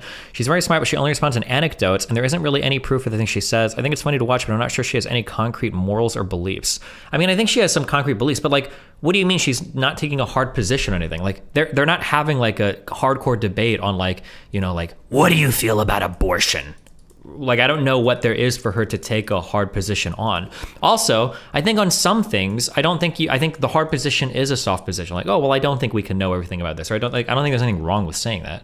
Like what's it? Okay, I'm curious. If you have that impression, what's the, wait, hold on. Destiny, the "I'll talk to the criminal" take was so bad, she even walked it back when Max pushed her on it. That's not true at all. You know, wait, that's not necessarily 100% a thing, right? If you're telling me that if you see somebody committing a crime, you're 100% always gonna call the cops, or if you've got a friend and he says like, yeah, like I stole a little bit from the cafeteria, like you're gonna go into the principal's office and turn him in every time. Like, of course we make these decisions on a case-by-case basis. Nobody is like the 100% law-abiding, like I'm gonna do this 100%, I'm gonna blah, blah. Like, I don't believe you. I think that's a fair answer to say. I'm not sure, I'd have to think about it, right?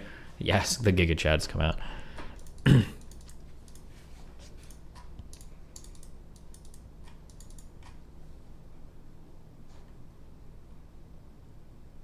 Not 100% of the time, but you know that's not what she was saying. I think it was what she was saying. Wasn't he asked something like, if you saw somebody breaking a law or about to go steal something, would you call the police on them? And he's like, if I told you I was gonna go right, and I think she said, I don't know, it would depend on the situation. And he's like, well, I would if I were to do it, would you call the police? And she's like, I don't know, probably not. She said she wouldn't. Like, I mean, like, what more do you want? Do you think that she's lying? Like, do you think that she actually would in real life? She would call the cops every time, but she's lying about it on stream? Or do you think that like, I don't know.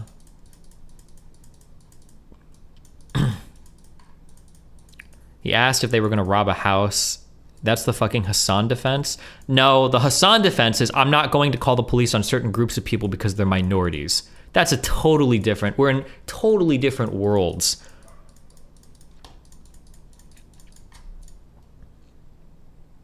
Didn't this exact thing happen with Dan and the guy who broke his shit? Oh, the vinyl padding or flooring or whatever? Yeah. A relationship with Steven as like a fan creator relationship. Right, but I also don't see the relationship I have with my fans as a cult, but I'm saying from the outside, that's what it looks like. Well, even from the inside, definitionally.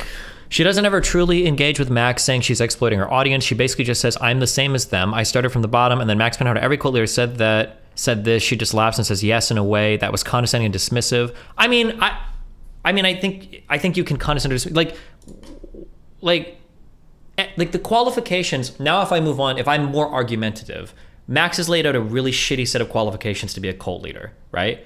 Every single thing Max has said applies to every single streamer, every single life coach, every single motivational speaker, every single book author of like how to do it. Like everything he said applies to all of those people. You need a little bit more to prove a cult. Cult is going to be something that involves a pretty high level of exploitation. You're getting people, because Max is pointing to like a very subtle, very implicit exploitation. That's not a cult, okay? People gravitating towards you because you have a cult of personality, because you are like a charismatic person, and because you can help them with things. That's not a cult. A cult is like, oh yes, you like me a lot, don't you? I can make your life better. Pay me money, suck my dick. And if you don't, you're a worthless fucking human being, right? This is like a cult, right? I think that the pushback is fair. His definitions of what is a cult are like very nebulous, I think. Destiny, her take on letting everyone do what they want and not restricting people, but then agreeing that we should restrict murder and theft seemed contradictory. I don't think she sought that out that much.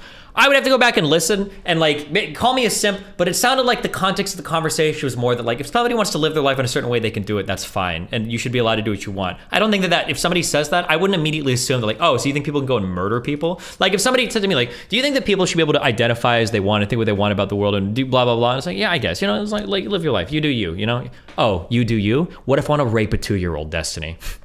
What now? Got you in a contradiction, didn't I? You fucking loser. Like, I fucking owned you. Like, okay, that's not what we're talking about here, bro. Like, come on. Like, I don't think there was any part of the conversation where it sounded like the question was, do you think people should be allowed to infinitely commit crime? Like, come on. The oven preheat just came on. Let me throw my thing in and then I'll come back 1 second. relationship I fan creator relationship. Right, but I also don't see the relationship I have with my fans as a cult. But I'm saying from the outside, that's what it looks like. Well, even from the inside, definition. Okay, hold on. Let's do it again. Your paraphrasing the law part was totally incorrect. Max asked what she would do if someone was robbing her. She said she tried to convince them. He asked her what if that didn't work. She said, I don't think about it. It's clear she's lived a really privileged life where she's never had to actually think about what happened if someone's robbing her. Maybe. I don't know. I don't know that. Maybe that is the case. That's not what I care about in this conversation. Like, what level of privilege do you have in terms of somebody robbing you? I don't think that's like that might be the case. I don't know. If you want to link me the timestamp, I can go back and listen again and be more critical if you want. But I don't think that I don't think that's the focus of this conversation, right?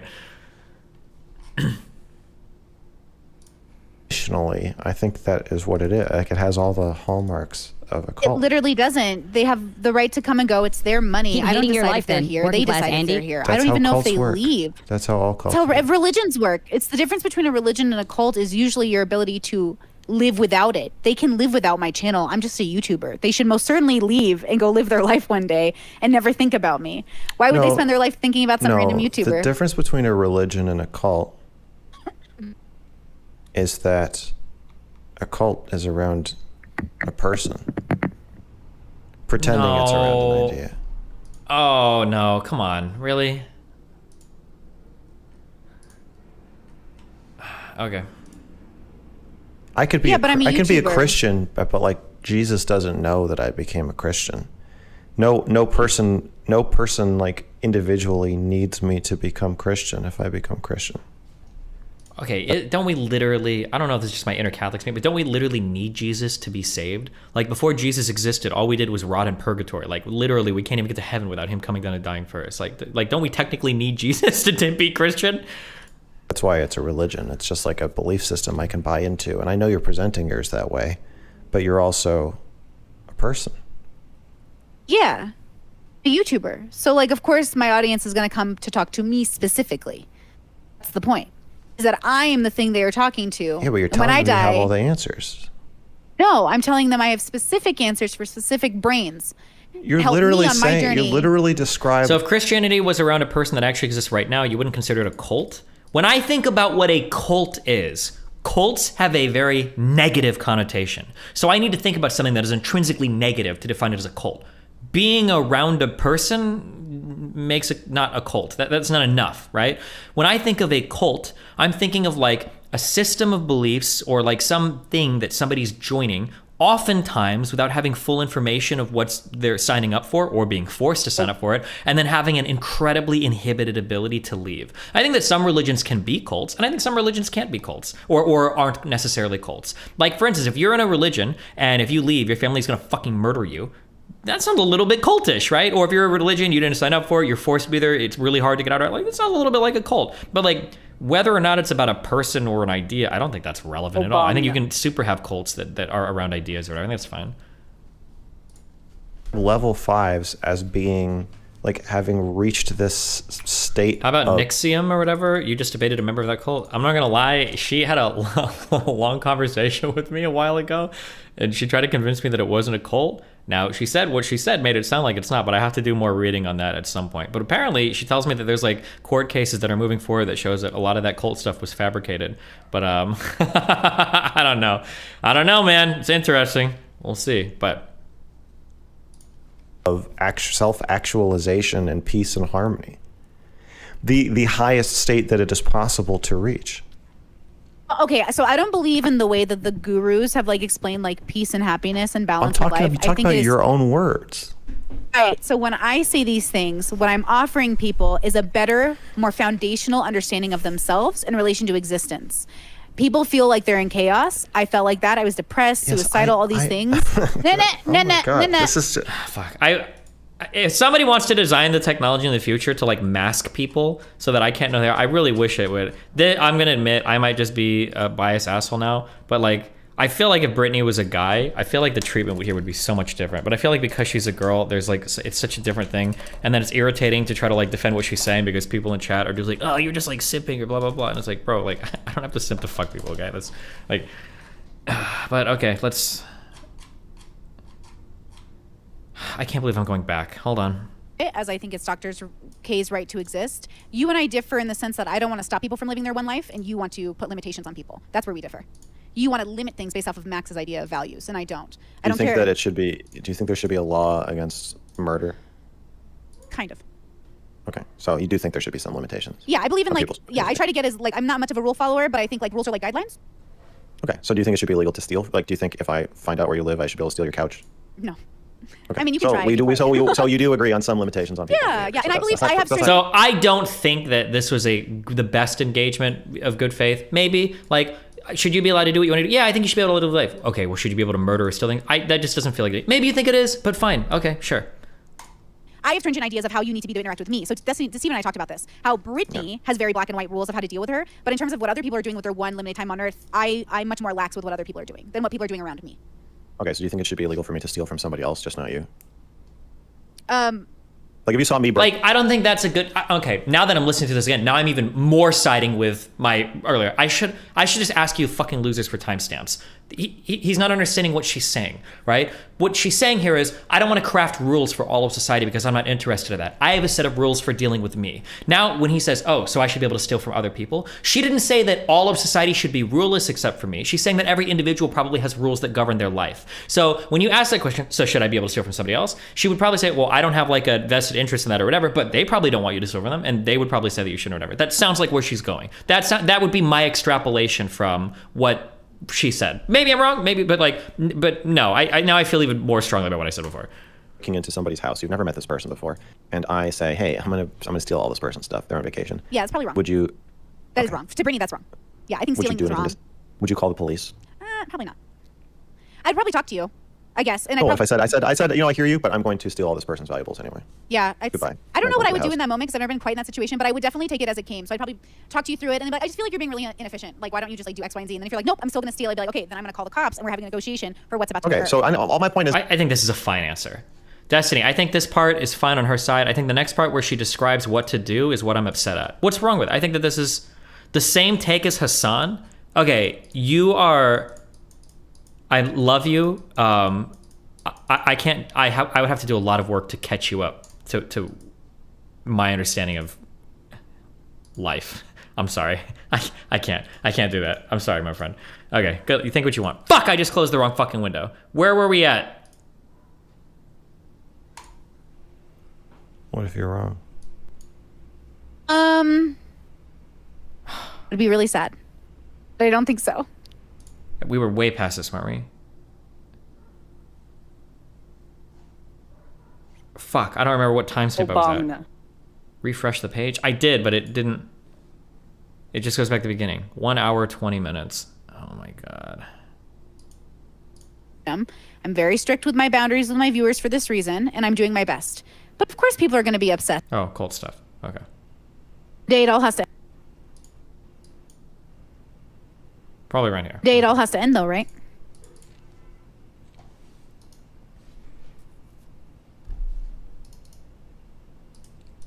I don't think you're engaging with what I'm saying. Disagree.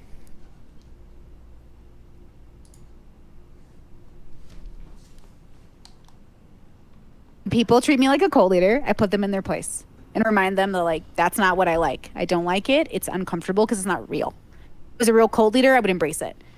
I'm not. It's exhausting, and I think it's creepy. It's what humans do. It's like a part of the it's a part of our. It's just normal. People fall in love with you. They mistake who you are.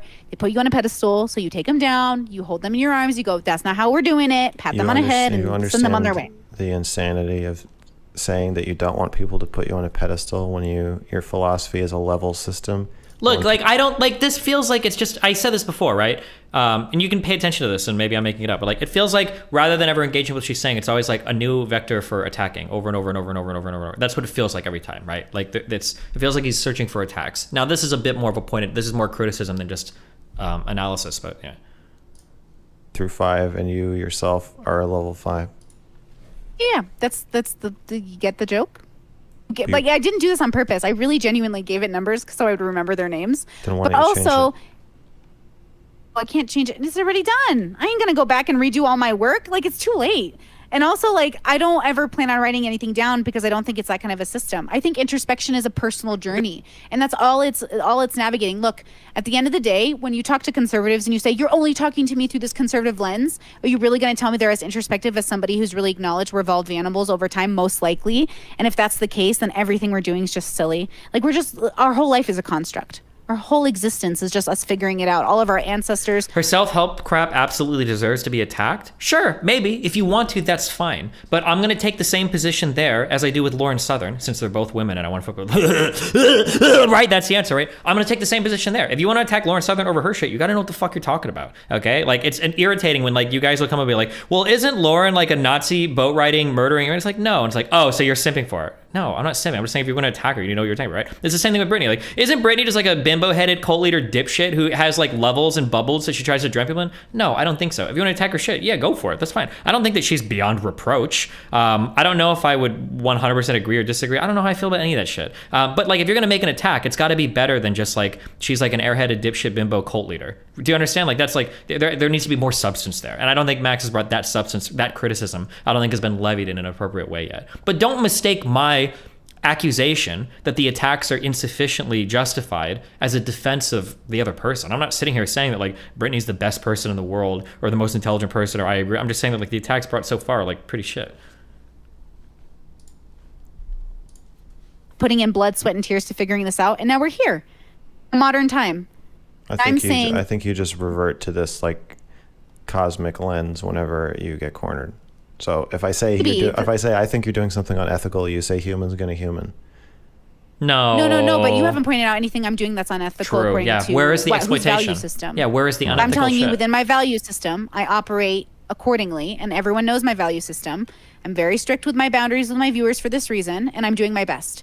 But of course, people are going to be obsessed. It's normal. And then you tell them, no, Habibi, you can't be obsessed with me. And then you send them on their way. Because that's what happens in life. People fall in love with you, but they fall in love with an idea of you. That's just normal life. It happens everywhere, even outside of cults. It happens at work. It happens with everybody you know. Someone admires you long enough, they fall in love with you. Maybe that's just a woman's perspective, though. I don't know. I'm just used to it. So you just remind people that, like, you're a human and that this isn't appropriate. And you send them. And then you send them off. Hold on. Okay, my food's ready. 1 sec. Okay, so you think it's a big misunderstanding?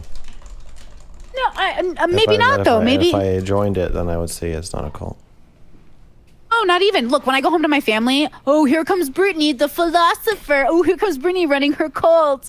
Everyone makes fun of me. Why wouldn't they? It seems silly. It's so silly. BDSM is silly, and sex is silly, and porn is silly, and life is silly, and this thing I'm doing is silly. Yeah, it's just all silly. Why not? So silly what I'm doing compared to anyone wearing a dress and holding up a piece of bread and calling it Christ. All the same to me. But it's not, too, at the same time, right? Because I'm just claiming like a personal tool that can help the personal experience. Maybe not. Maybe you come to me and you go, no, Brittany, I don't believe you. And you're not doing it right. Okay, well, then I'm not doing it right. Go pay someone else. I'm also a bit disturbed by your claim that the world would be a better place if... why not engage with that at all, right? Okay, I need to stop reading the dumb fuck things in chat that are just think I'm simping, okay? Let's go back to actually analyzing the conversation instead of trying to appeal to the unappealable. It feels like every time he attacks her, so here's something that I can see in this conversation. I think that Brittany is a relatively confident person.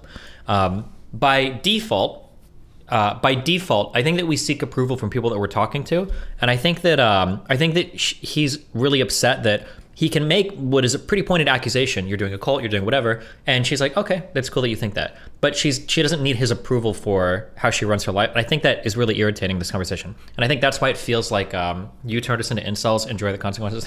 True. And I think that feeling is very irritating, and that's why it feels like we're hopping from attack to attack. That's what it feels like. All of the level ones killed themselves. Probably would be, but I have a 1 and he's mine, and I'll kill anyone who comes at him because he's mine. He's a piece of shit and he's useless, but he's my piece of shit and he's What useless. percentage of people do you think are level ones? Very little. Very few. What percent? What? Hold on. It feels honest. like really what she said, no matter what she says. Fuck. I'm gonna make an exact prediction on the next line, but maybe I'm wrong. It feels like he's looking for her to say like, oh, I think 10% of people live once. So 10% of people should kill themselves. It feels like that's what's coming here. Like, I think like 90% are twos, and like most likely like over 80, at least definitely over 80%, maybe up to 90. Then I'd say like ones are probably, I don't know. One is a very specifically special person. I haven't met very many in my life, so even like 2%, 3%, very many. Fives, a little bit more fives than that, I think. And then threes and fours, they're scattered. But maybe not. But I could be getting my numbers wrong. Realistically, it's probably not even that. It's probably like 80% twos or 60%. But you know what I mean. So a few hundred people are watching this right now, right? Probably somewhere like 500 to 1,000. Hey. I think I have ethical issues with with telling 10 of them to kill themselves. 3% of 1,000 people. That's 30 people. That the world would be a better place if they killed themselves. How is it not like, it's so predictable? Come on. Like, what's happening here? Like,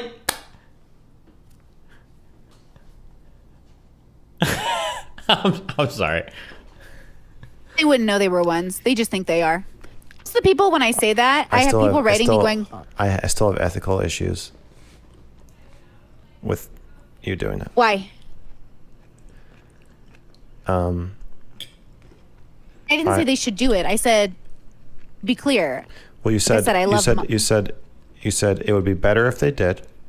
You said they're so useless that they can't, but it would be better. It'd be better if they from did. a community perspective, but it'd be worse on their direct. Yeah. Yeah. So you're telling I agree people with that. you're telling people that they're a burden and that the world would be a better place if they killed themselves. And you're asking me why I think that's unethical? Because I think if you're in the position of making yourself some kind... It's so weird because I feel like in any other conversation, Max would be the one defending that point. Like, I feel like that's a statement Max could make, right? It's hard to say it, but I think that 5% of the world's population could kill themselves and we'd all be better off for it. That's like a Max statement 100%. That is 100%. Like, I think so. But maybe not. I mean, now we'll never know, obviously, but... kind of thought leader or even thought opiner Share on societal issues, and you're broadcasting this out to people. I think the ethical thing to do is to tell people that we need to make room for you, that we need to all work together to construct a society that can shoulder the burden of its most useless members, not a society that tells people to kill themselves. No, thank you. I don't want to live in that society. Seems inefficient.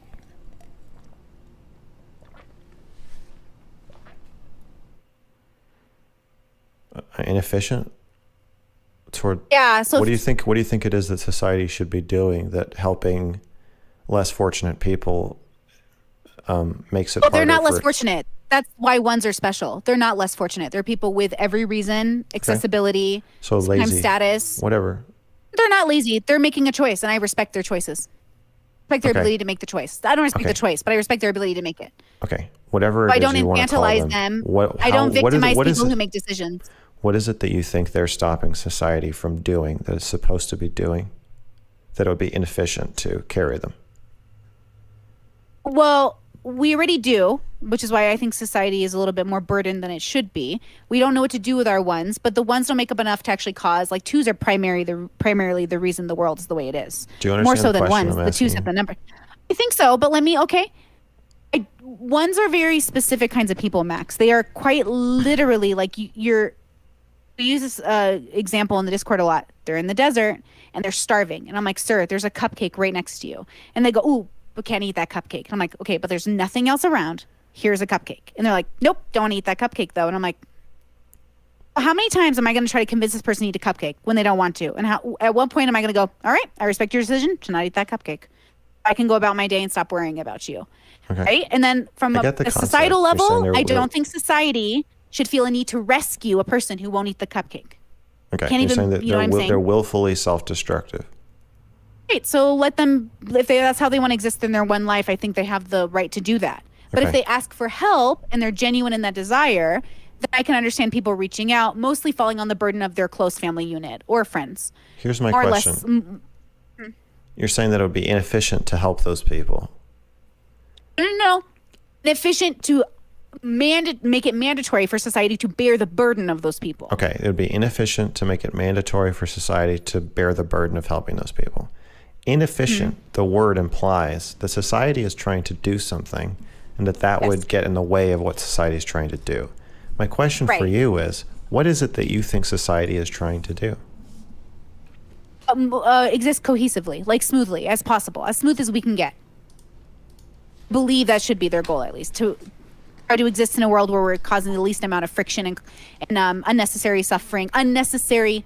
Sometimes life is also suffering. So ones in some way play a role because they help humble the twos and the threes and the fours and maybe even get us to fives because they allow us to see a parts of ourselves. The ones I've interacted with are quite fascinating humans, but they're extremely exhausting because they don't have a point to them. They're goalless. It's very interesting. They're very usually smart, which is even more frustrating. I think that's the frustration with the ones a little bit. Okay. Can you give me an example of how society carries the burden for a one? Usually ones blend really well, so you would only know it in your direct family unit. So let's say you have somebody in your... I feel like this feels like a boring conversation. It feels like the goal here is to basically just get... So the issue is that Brittany has kind of alluded to this idea that some group of society is like not worth living here or protecting, and they should like either die or be eradicated or holocaust or kill themselves. And we're going to spend like, I don't know how much more of the conversation, like basically trying to commit her to some position of like how many people should kill themselves, which seems like, I feel like a more interesting question would be, who do you consider a one? I think that would be a more interesting question for the conversation, but it feels like we're in hardcore like trapper mode right now is what we're going to do, but we'll see. Direct family unit, which just everywhere they go, they're a burden, an energy vampire. They won't participate. Let's say you have someone, you're like, hey, I really need you to do this thing. And again, they just, for no reason that's apparent, for no logical reason, they're just like, nope, don't want to do it. And you're like, okay. So at some point, you're not reliable as a fellow human being. You're not consistent. You're not there. You don't have values or morals in which you derive sort of your action from, so I can't double guess or understand what you're about to do. So ones are people that they don't fit into the mold. They don't help in a community way, which burdens the community because now the community has to do something with them. I get the definition. I'm asking you, can you give me a specific example? It doesn't have to be a real example, but a specific example of how society... Like the easiest, because if he wants to, I don't want to say virtue signal, but if he wants to like make Brittany look bad here, what he should say is like, okay, so do you think like a drug addict is a one? You think we should just abandon these people? Because that's essentially the conversation now that this has turned into. But I feel like he should just ask like, well, give me an example of a one and tell me why you want to abandon this person. Shoulders the burden for a one. A singular one. I'm trying to figure out what it is you mean when you're talking about shouldering the burden. Like, how does that play out in like an actual situation? Okay. Well, okay, I'm going to define community as like units of large groups of people that socialize. Sure. So I know a one who within his community structure has impacted over 200 people because of his inability to get a job, function, work within social norms, and / want to participate, while at the same time claiming he's doing great and everything's perfect. It's kind of like we're working with a delusion as well as a reality factor. So the way I've helped this community make peace with the situation to the best of my ability, though it's still limited, is that this is who he is, and we have to respect his choices or his ability to make these choices without feeling like it's about us. But they shoulder the burden of his outbursts, his depression, his inability. Somebody has to pay for him. They can't just let him be homeless because now it's a burden on society. So his family has to up the bill for him. You know what I'm saying? So like somebody always has to carry the burden. Paying for his housing, and when you say, you're saying emotionally deal with the impact of his outbursts. Yes. So like he'll get the law involved or utilize like misuse like police time or misuse court cases or constantly threaten to sue people. So like in those ways, it's constantly just like oh my gosh, like bro, there's no reason or rhyme for it. It's just complete madness, but it's not insanity. And so, so a more permissive view such as mine would probably label this person as mentally ill, but you're saying that it is it's a willful choice to be this way. Yeah, I'm saying I make the difference because I think most twos who are mentally ill could have the same descriptor of this person and not be a one to me. 'Cause I think if you're like, I've been manic, I suffer from, it's been through almost 3 years. I've been good, but in the past I used to have like severe mania and like a lot of depression and anxiety because I have borderline. And so one of the things that made me realize like, oh, I'm a different Brittany when I'm triggered than I am like this Brittany talking to you today. But I also know I was never a one, even in my worst situations, because I was never willfully doing anything with a great intent. It was always because I thought I had to, versus the people I've talked to, they've really made it clear that nope, this is just what I'm gonna do. And I'm like, but there's So you think if we talk to this person right now and we said, are you choosing to inflict yourself your pain and inflict this pain and take money from these people unnecessarily, are you choosing to do this of your own free will? You think he would say yes? might deflect and say that other people brought me to making this decision, but ultimately they would say they made the decision. They'd say they had no choice, but they had to make it. Something like that. Okay, but so you just don't agree. You think that he is making a choice, and he would say that he's not. That ultimately. I've dealt with enough. Yeah, I think I've dealt, like, mentally ill people can be ones too, but I've dealt with a lot of mentally ill people, even ones who are undergoing psychosis. It's totally different than what these people are doing. It's different. It's completely different, Max. It's like they're really just making a decision and looking you right in the eye and saying, "Yep, that's what I'm going to do." And you're like, "Sir." I feel like we need like more specific examples. He should ask her, or she should like put out like this is like an example of like one behavior or something. Dumb people. Because I don't really know what she's talking about here. I don't know what she means by capable people. It just seems like it just seems impossible. like these are people. Well, it just seems like ones are people that you hate. Jeez. And that you don't have empathy for, and you think they are worthless. So, okay, what do you think should be in this situation you're describing? What do you think should happen? What do you think should be done? He should be put out on the street?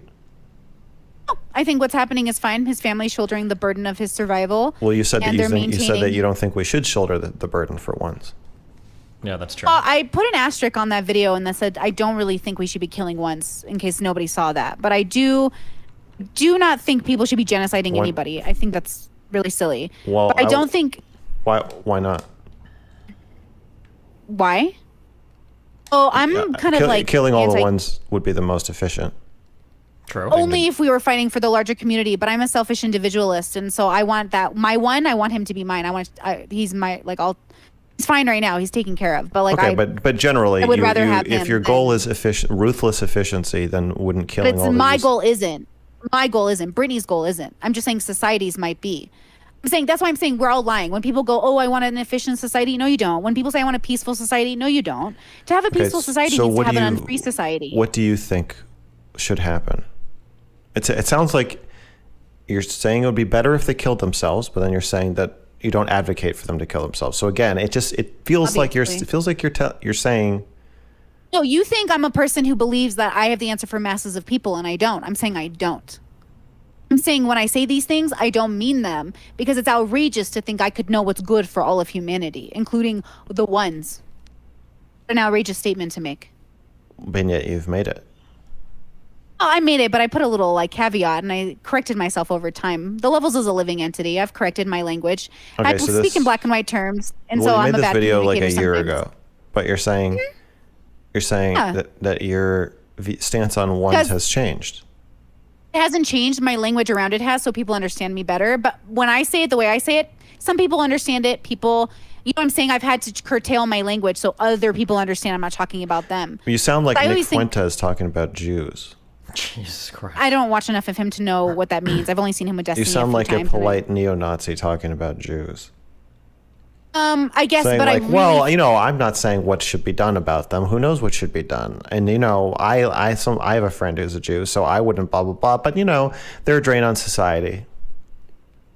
Yeah, but I don't. She's doing really the descriptive, prescriptive back and forth. Yeah, a little bit. I think she needs to. Now this conversation is a full on. We're like in super debate mode now. I think she needs to figure out more like morally, what do we do in society? Because some of the statements that she made earlier, it seems a bit it ends with like, well, society would be better if all these people died. Well, we shouldn't, like, they're a burden on society. It's like, well, should people take care of them? Well, yeah, maybe I think it's okay if people are taking care of them, but didn't you say earlier that was inefficient? It's like, okay, yeah, it's inefficient, but like, so then shouldn't we just leave them out to die? Well, no, people can do what they want. Okay, but then why ever make the statement about societal efficiency anyway? I think that this probably needs to be ironed out more, but I don't know how much debate she's had over, like, you know, societal ethics or whatever. I think like when men go to war, it's stupid. Like, I think it's all petty and silly.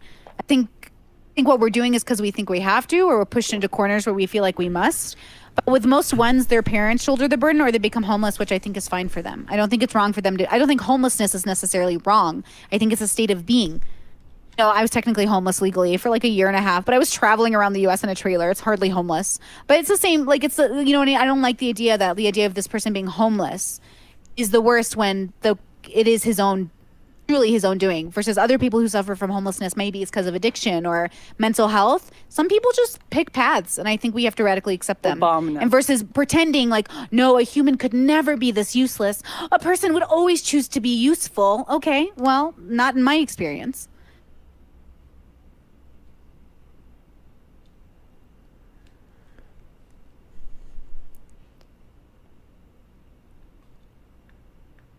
Okay. Well, my ethical qualms with creating a model of society that either explicitly or implicitly. This is we're in super debate territory. I don't know how much experience either of these people have with directly hands-on with what they're talking about. But like, I guess an example of something that Brittany is talking about where you kind of need homelessness. This is really sad. So only working class people will get this, because if you're a middle class person, you can be useless your whole life and you're always going to be okay because your parents, your mommy and daddy will take care of you forever. So you'll never have to worry. You're basically like a pretty woman. Life is always going to be okay for you no matter what. There's some baseline that you have to deal with. But the real world example of what's being talked about is, unfortunately, you have kids that are kind of like, I don't mean this to be judgmental, and really this is kind of sad, but like, unfortunately, you have kids that are kind of like problem kids in grade school, and then they're kind of like problem kids in high school. They're not like the worst, but they're not doing much. And then they're like 18 and they graduate. They don't really go to college. They don't really get a job. They live with you for a while. They bounce around with some family members. And ultimately, if you have a family that cares about you, at some point, a mom or a dad or an aunt or an uncle or grandma grandpa won't do this, but a mom or a dad or an aunt or an uncle are going to make the call where they're going to say, hey, listen, you can't live with us anymore. You're going to have to find a friend to stay with. I know you're not going to be able to. You're probably been homeless for a bit, but like, you got to get your life together. And you're not going to do it on our couch, right? And I think that's a pretty common thing, where when you have those types of kids that are like 19, 20, 21, that can't hold down a job, aren't doing anything, still live with mom and dad, who aren't rich, who aren't super middle class, that like at some point you got to kind of, I don't want to say like throw them to the wolves, but like you got to go figure shit out, because like nobody else is going to carry your shit anymore. This is a very real thing that happens. But if you're super middle class, you'll never see this, because those kids usually can just infinitely go to college or infinitely live off mommy daddy welfare forever. States that 1921 is insanely young for this. No, again, I'm speaking from a working class perspective. So if you're middle class, what I'm telling you is crazy. In working class, if you're 19 and you're not in school and you're not working, you're a fucking loser who's going to get thrown out of their ass soon. Sorry, that's like, it's harsh. I'm sorry, but like, that's the case. If you once you've graduated high school, if you're not in school, you're not going to college, and you're not working a job, you're going to get thrown out. You're going to be homeless, because what are you doing? Like, you're not in a middle class family that's going to support you and carry you forever. Most of you guys think that can happen, because most of your families probably can. They can support you forever. You can be homeless, or you can be not working and not in school and be 30 years old and playing League of Legends in mom and dad's basement, and they just love you and they'll keep you around. But like, for working class families, I'll be strong actually in this statement. I know I'm right, and I know I'm universally right across the United States.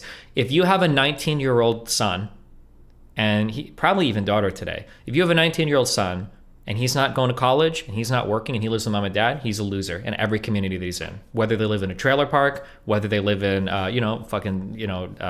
downtown or whatever, or not downtown, but in some city block or whatever, like suburbs, whatever, that person is a loser. They have to go get a job and start paying mom and dad rent, or they need to move out and get their shit together. Yeah, but once you graduate high school, that's when life kind of turns on for most people if you don't go to college.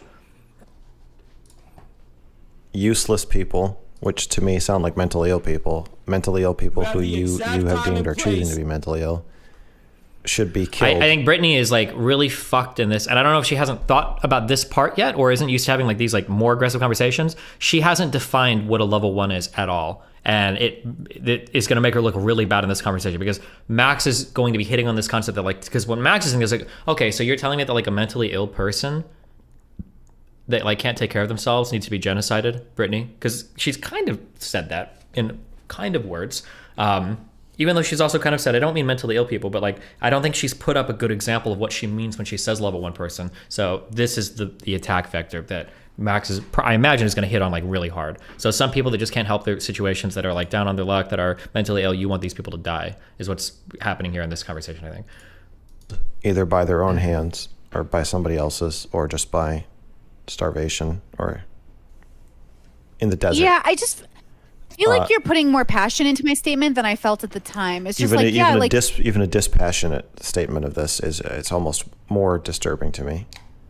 No, because I think it's denying what we are. We're most likely an evolved animal an evolved animal species over time, right?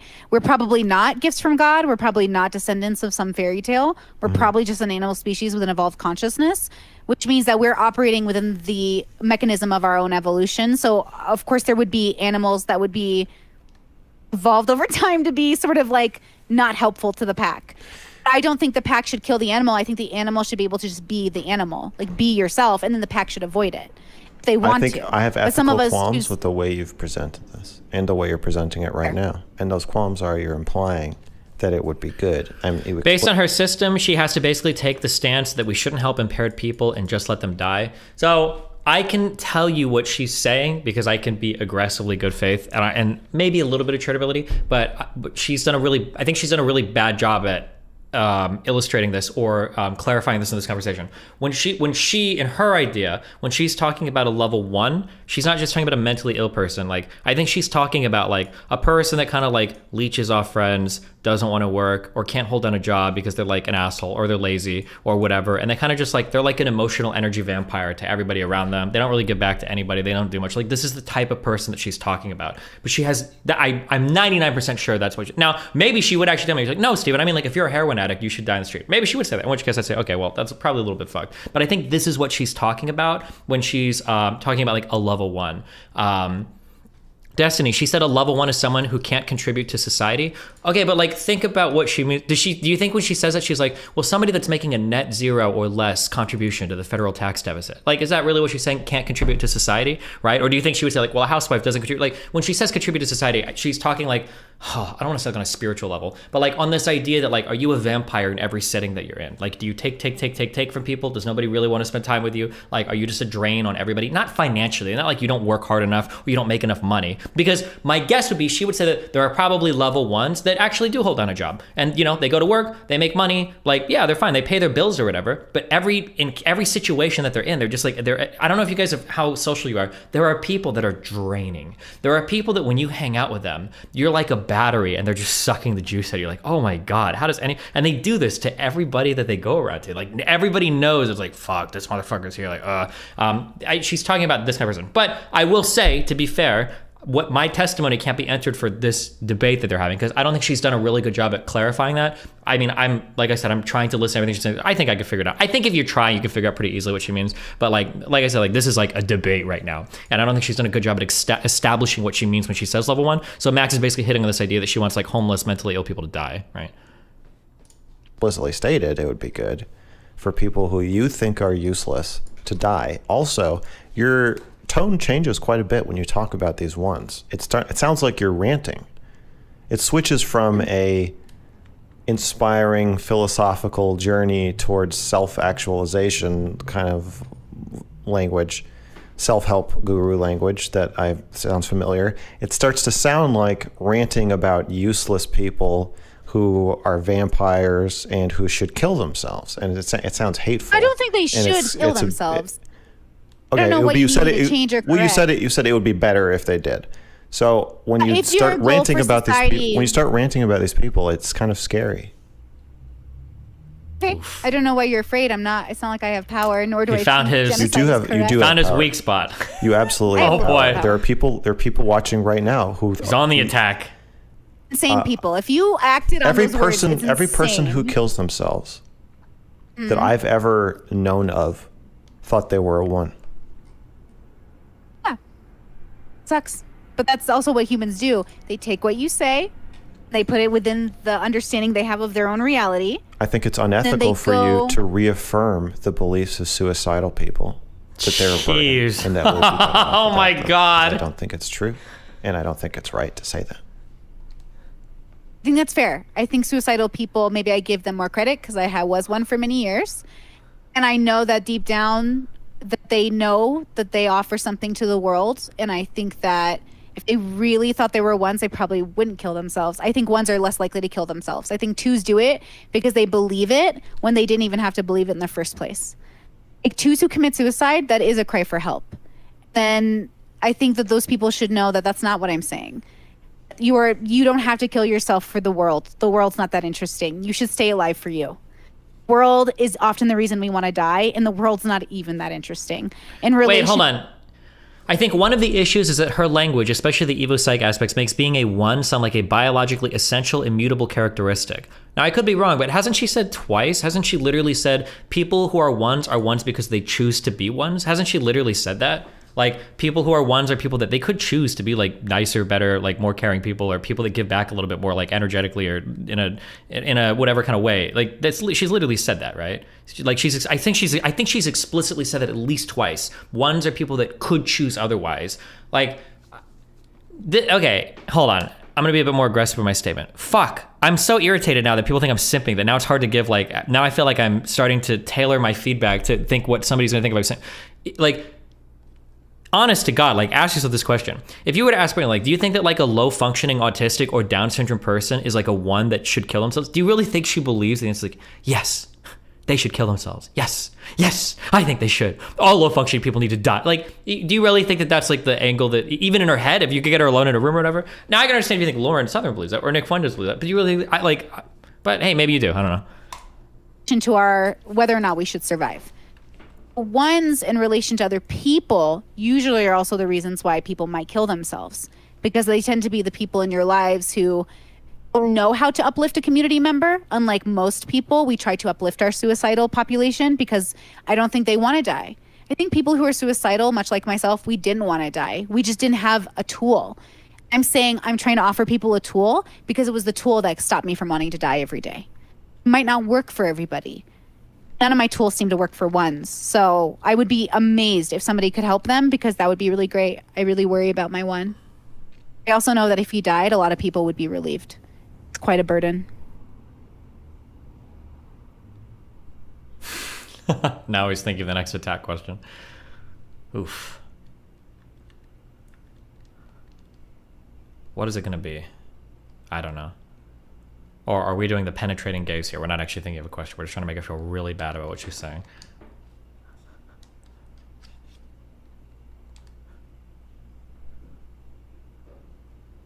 It helps you. Wasn't raised in an environment where...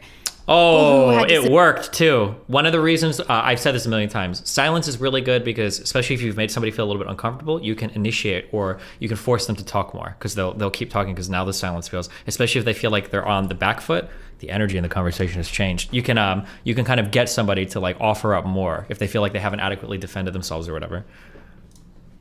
It helps you. Wasn't raised in an environment where people who had disabilities were a burden. They were just people. And now you can, oh God, I think Brittany said she was listening to this. I hope she, now we're going to trigger Brittany.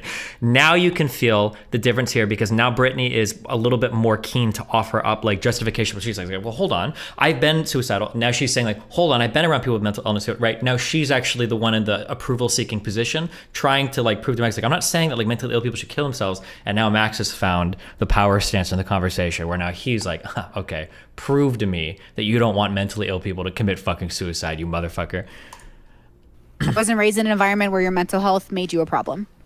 Not really. I wasn't raised in a household that ever thought of anyone as a burden in that regard. So when I speak, I'm never even thinking about those people. I'm thinking about perfectly reasonable people. And I think you're raised in a household where you were made to feel like a burden.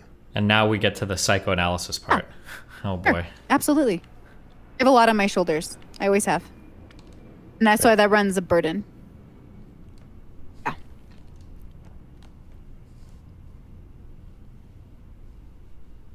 I'm trying to think of where he go. There's no point in predicting, I guess. We're just gonna say, it sounds like he's going to say, like, your whole system is a projection of the frustration you have with yourself, and now you project that onto other people, and it's a form of self-hatred. That's my guess. I don't know.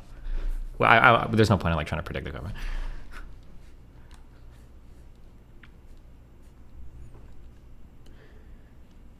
There's no way where you can say you think one should kill themselves where you're not also saying that you think on some level that when you're a burden, you deserve to die. Okay. And it just seems like that hate is you talking about yourself and somehow excusing the way you I swear to God I didn't watch this, okay? I don't have time, okay? Brittany actually messaged me a couple days ago, asked me about it, and I told her, I don't have time. I swear to God I didn't watch this. I swear to God I did not watch this in advance, okay? You're gonna have to believe me. There was no timestamp when I clicked it, okay? I didn't have time to watch this. I've been out doing shit. I've been out living life. I've been out eating grass, okay? treated. I think that in recovery, there is a moment in a person's life in which they are a burden in a way that is annoying. And I don't think that's a majority of your time spent. There's an episode of Sex and the City, for all of you uncultured swine, in which Carrie has broken up with Big and cannot stop talking about her love for Big. And eventually her girlfriend says to say, Carrie, you've talked enough about this man, go to therapy. And at that point, she becomes a burden. At first, it's her girlfriend supporting her. Then you become a burden. Ones are a very special case in which they don't have any issues. They can be perfectly fine. I know you're saying it's mental health, but I'm saying I disagree, but you could be correct and I could be wrong. I think that maybe she needs to, he's not even listening. He's just looking for attacks. She desperately, she has failed so hard on this. She desperately needed to provide an example of what is a level 1 person, and her unwillingness, or not. I think the problem is I don't think she sees like how aggressive I think MrGirl, because she's still like kind of like entertained. Like remember before what I said that like I think MrGirl is very intentional about how he sets up the dynamic in a conversation, and I think that the dynamics in Brittany's conversation, they just kind of like happen because of like personality types. I don't know if she's cognizant of like how aggressively positioned that he is here, and that her inability to like explain like, well, what is a 1, because he's essentially got her into an area where she's like, it's almost like she's advocating for the genocide of mentally ill people because of like a hatred that she has for herself because of like difficult things. Like this is like the case that he's built. I wonder if this is going to come back around also to the cult thing too, because if he can lay out a substantial enough justification for her worldview being based on self-hatred, we can bring it back to the idea that like, do you see what I mean when I say that you're like kind of like a sex cult leader who hates himself and is trying to find that in the world? That's what it feels like. Yeah. I feel like you're just talking about how your parents talk to you. What do you mean? It just sounds like you come from this very unforgiving, unempathetic environment where you're mocked and belittled, and your struggles are seen as that's loving mocking. No. My parents, our family, like destiny mocking. It's love. Like when they say fuck I feel me, like no matter what she says, his next thing is going to be like, yeah, this is a big coat, Brittany, okay? You might pretend that you like it, you're trying to pretend that you like it, but like, I know that you hate it, and I know that it hurts you, and this is a defense mechanism, is what it sounds like, is what we're... You're like, fuck you too, bitch. Destiny, like we have a lot of fun. Destiny can be pretty cutting when he's mocking. Yes, we all can, but I'm saying my family's self-aware enough that when we do this, you don't think my mom knows I'm mocking her when I call her a 2? Now. What's the point of engaging this behavior if we can't sort of like look at each other like we all think we're wrong or right? That's the point. I think is to be open and safe about it. it. I think that there's viciousness being exchanged in the guise of good-natured joking. Sometimes. Yeah, really does. Sometimes. Well, here's the thing, right? I have to fix my light because it's blinking. I can still hear you if you want to keep talking, or you can wait. It's up to you. You can wait if you would like. Give you a Actually, let me pee. This is a great time to pee. Guys, everyone knows I have a small bladder. Give me 2 seconds. Whew. Okay, we're taking a break. Time out. Oh, the dynamic has changed. Oh, man.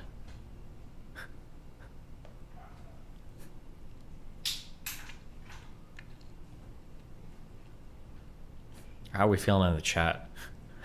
The MrGirl fans are coming back strong. The Brittany Simps are on the back foot. Everybody in chat fighting about their opinions about what's going on. Oh my goodness. All right, chat. Let's see what's cooking. What you guys got going on? How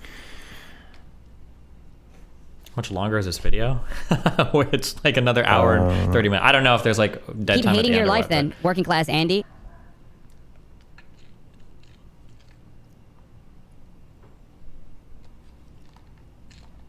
Don't read it. Save Stardust. What's happening to Stardust? Is she hanging out with a bunch of Nazis now?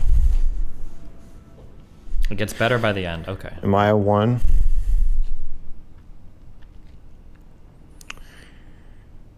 I am. Sometimes when I get angry, I turn into a 1. Hey Max, have fun in jail. Hey, big party. I noticed you. Are you the person who? Are you the person who keeps commenting that I'm being hunted and that I'm going to jail, or that I should be running for the FBI? I feel like there's like one person who just like keeps talking about how I'm going to go to jail.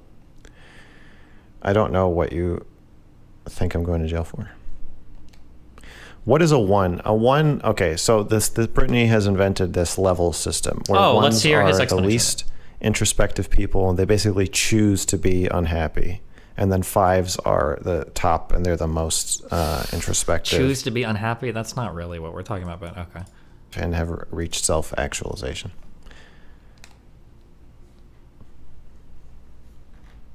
The FBI has my files. I don't know what you think the FBI is going to do with my files. I'm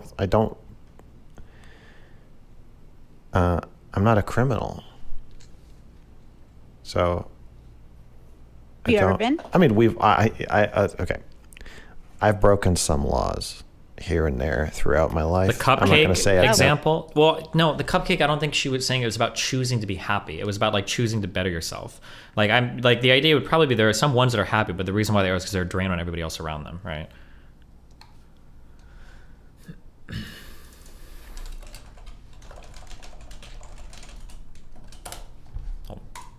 I'm not going to say I've never broken a law, but I assume that what you're talking about is laws around like child pornography or child abuse or I'm trying to think. Are you talking to me or your audience right now? My audience. I'm saying that Okay, I've whatever. never broken any of the laws that I'm assuming that you're trying to get me arrested for. Yeah. Okay, I'm back, right? My boomerness always mutes myself, and then I rant for 15 minutes, and then realize I've been muted. Like the joy that my audience gets to. Have I downloaded a car? You know what? I don't even pirate movies. No. I don't want to say I've never broken a law because it's not true. But overall, I'm an extremely law-abiding citizen. I'm very pro law. Why don't you present your own example of what a 1 is? I've already said it. I think I already stated what a 1 is. I think that like I mean, it's hard to give like an exact example, but like I would say that like it feels like what Brittany is saying is that like a 1 is like a kind of person who like when they hang out, they're like maybe they make like the conversations are like just always about them. Like they're kind of like selfish. They don't really like understand how other people are feeling around them, so they end up saying things that are either most likely like unintentionally like hurtful or shitty towards people. They just don't like give much to anybody. Like nobody's like really super happy to see this person because they're just kind of like. I think I've said like energy vampire, like this kind of person, but like they might have a job, they might have hobbies. It's not like they're like a literal like a fiscal drain on society or something, but a sociopath? No, not a sociopath. Who can we think of a streamer that's a 1?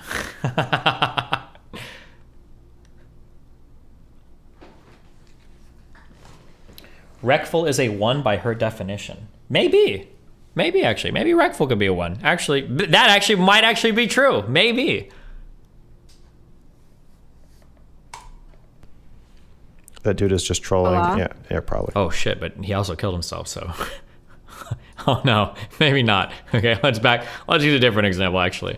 I don't want to use streamers now because now I feel like I'm just shit talking people. Wicked Supreme in chat. That's a 1 right there, okay. The Surfs? I don't know what the Surfs is like in real life. He might be a cool dude to hang out with, right? I have no idea, right? I'm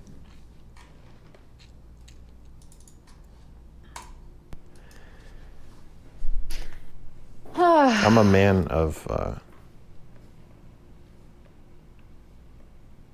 yeah. Okay, guys, my voice is back on, right? Like I'm here. Yeah, we hear Maybe you. tell me. Yeah, okay. I want to be able to I minimize believe this in chat. laws and science. Great. I love that. ethics. Okay, so yeah, I think you're projecting your own sense of your family making you feel useless onto this level system, and now you're telling that when you yourself are in need, when you yourself are desperate. I think you're made to feel like a burden by your family, and you're trying to create a image of society in your family's image, which is that they're nice, they're warm, they're understanding, until you really need help. And then they are telling you that it's your fault and you're a burden. They're great in a crisis. Yeah, I just don't believe you. Well, in every crisis, they've always been there, though. That's how I know they're the legit ones. Really good. They were there during my stalker. They were there during all my suicides. They were there when I needed them. My family knows how to like stand their ground, but also over time, because I got therapy, I was able to give my family skills that we didn't have before. So I feel that totally. I think growing up that might have been more accurate, but I just think you've maybe never even, I don't know. Like I hear what you're saying, but it's just not accurate either. It just That's doesn't fine. I'm not trying to convince you. I'm trying to make sense out loud of how somebody who seems like a pretty kind, can be a sociopath who wants to die, well-intentioned person can say something that makes them sound like Hitler. Yeah. Casually. I'll tell you. And I've lived a life, right? Right. Like, if you meet enough that's people, not. Let me fucking finish. My explanation is to myself, and I'm just telling you so you know what I'm thinking, is that you identify with these ones, and you are out to like prove to yourself that you're not a one, because I think your family has made you feel like you were, and has made you feel like a useless burden at times when you were falling apart. And also, there's no way anybody ever in any situation can tell me like, yeah, I tried to kill myself a bunch of times, but my parents are really great. No. Oh, it's not If your parents were really great, white, if your parents were really great, you wouldn't try to kill yourself. Oh no! Right. I would even say definitionally, if there was one, if you asked me what is a good parent versus a bad parent, that would almost be, if you kept digging and making me answer question after question, I would say if your kid tries to kill themselves, you have seriously fucked up. That's absolutely not necessarily true. But hold on, am I like really frozen? No. Okay. Well, I think the dilemma with that is that it's just a little, it doesn't take into consideration their life journey or how they were raised or the bubbles that they understand or how they understand. Everybody's got a reason for being mental a health. terrible parent. I'm not saying that I think my they're parents, also children too. Yeah. Sure. I would say my parents have been bad at parenting, but they were never really bad people. Right? I guess. I just feel like that's like, once you have kids, that's the measure of a man. Is how you treat your kids. Yes, but my parents never treated me with like malicious intent. It was always because they thought they were saving me, which is why I think saving people is the road. It's like the path to hell is paved in good intentions. I think when you try to save people, you most likely he's going to say down intent that doesn't matter, process. though. The path to being a Nazi cult leader is also paved in good intentions. True. Exactly.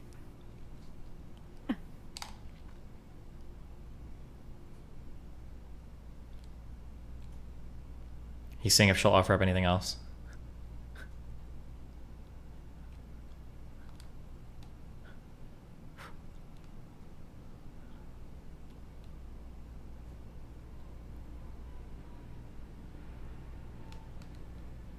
Ask you a question. Yeah. Oof, okay. It's about me. Do you like me or do you dislike me at this moment? I have mixed feelings about you. On some level, I like you. On some level, I despise you. I think you were ready for me to be like angry at you. I think you weren't as ready for me to be scared of you. So the frustration, I think, is easier for us to kind of deal with, but I'm unnerved by you, and I think that neither of us knows exactly how to handle that. Oh, that's a projection. Is that why you messaged me yesterday? That's interesting to say that, because that described him for the beginning of the conversation, for sure. But now he's found like a better sense of balance. It just felt like you're being very dismissive of me. I feel like I'm trying so hard to say what I mean, and like in that consent conversation, I feel like Stephen was writing me off and saying like, well, no, you got to be really careful with how you make these takes and blah, blah, blah, blah. And then 2 weeks later, he tweets out the exact same fucking thing that I said, put in an even worse way about a specific person. And then all of a sudden he's on the other end of the debate defending what I just fucking said on his stream that he was saying was too far out there. And so I'm like, I don't think that my statements on Twitter were anywhere remotely as indefensible. I can defend basically every tweet I've made, like verbatim, but I think that I'm trying to remember what the video we talked about. Max's discussion of like sometimes it's okay to keep fucking a girl even when she says no. I don't think I would ever make a tweet like that.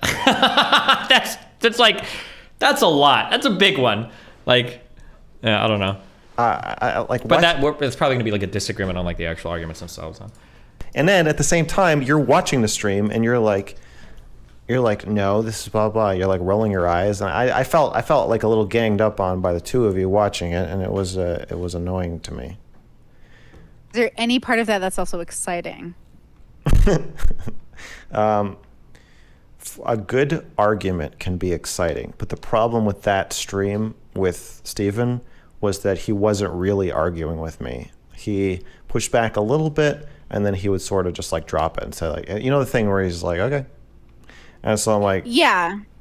So, well, that's because, to be clear, that's because my disagreements with MrGirl were one of objective. If he wants to conduct himself in the way that he does, I mean, like, it's not like there's no right or wrong way. Like, it depends on like what your goals are and like what your values are. I think that he could have more effective conversations with people if he wasn't as aggressive, but he wants to be more aggressive because he thinks that gets him better conversations. And, there's probably, to some extent, that's probably true. I'm sure there are some conversations that he's had that have been really good because he was, like, incredibly aggressive right off the bat. I'm sure it's happened. So, yeah, I mean, if somebody, like, my goal is not going to be to, like, fully convert somebody. Like, you got to believe what I'm telling you. Like, at some point, he's like, well, I want to do this. Like, okay, fine. Like, I'll say my piece, like, hopefully be aware of what I'm saying, and then, yeah, do what you want to do. Like, ultimately, it's his life, his choice, right? I would like to fight him about that. You're talking about the wrong conversation? Which conversation is he referencing? That's what I'm understanding. Sure. Except now I think maybe we're on the same side of the argument. I also think he just doesn't want to talk about it anymore. Talking about what? Wait, I'll talk about anything. I enjoy fighting with Steven. Also, I think that being on Twitch probably made him a little bit more cautious. Probably be different now. But no, I don't like. Also, when I'm watching him, and then like you're like after he finishes saying something, I'm about to respond. You're like pause, and you're like, yeah. See, this is what is so great about Steven and what like MrGirl doesn't understand. I was like, no, it's not exciting. I just feel like you didn't understand what I was saying. I feel like you were choosing to not understand what I was saying because you're a fucking one. No, it just felt it doesn't. It just feels like a dream where like you can't talk. Like I get why Steven jumps on panels when like people are misrepresenting him or saying something. Or and he just calls in and he's like, no, fuck you. That's not what I'm saying. Like he has the ability to just like have his voice like injected like that when he wants to. I don't have that. So like, no, it's not exciting. It just feels like you're like I'm trying to be as like open and honest as I can. And then you make a stream called "Is MrGirl like a real person?" like it's like when people. Okay, but MrGirl can't be surprised at this when he acts this way, right? Like, I'm here like, for that. When I first saw you, you can understand, I think, why people do think you're a troll, right? Because in the same way I say we should, like, maybe one should die, you sound like that's other people. And I'm saying that's not what I'm saying. And you're saying that's not what I'm saying. And that's why I want to know if you're like me. No, you literally said that. Like I say things that I actually... No, it's not the fucking same. On that video, and I've said it over and over again. It doesn't... You said it in this conversation. Oh, no, but like, again, for the efficiency of a community that's goal is cohesiveness. Or whatever preface you're making before maybe these people should kill themselves, I am unnerved by your statement, and you are not clarifying things in the way that you think you are. The things that I say, the things that I say that people think I'm joking about, I actually mean, and then I just stand by what I said, and I can explain what I meant, but I literally mean the things I'm saying. So what's frustrating is when I say something I actually do mean, and people are like, nobody would say that, so he must be joking. I'm like, no, lots of other people also think the same thing I'm saying. I'm not joking. You're just wasting my fucking time. Fuck, the pentagram sucks. I can feel that frustration, but I just don't know why you care. You don't know why I care. Well, in that case, it was the person who gave me my platform, who almost all of my audience is contained as a subset of his audience.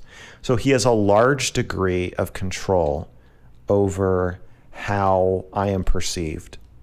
He had just started doing streams with you, and then some of a lot of those same people who were my fans are also now your fans. So we have a lot of overlap. And so then you are making a video about how maybe I just don't mean anything I say. It's frustrating to have people talking about you in a volume that is louder than your own voice or as loud as your own voice, and you have no control over what they're saying. And the things they're saying aren't fucking true.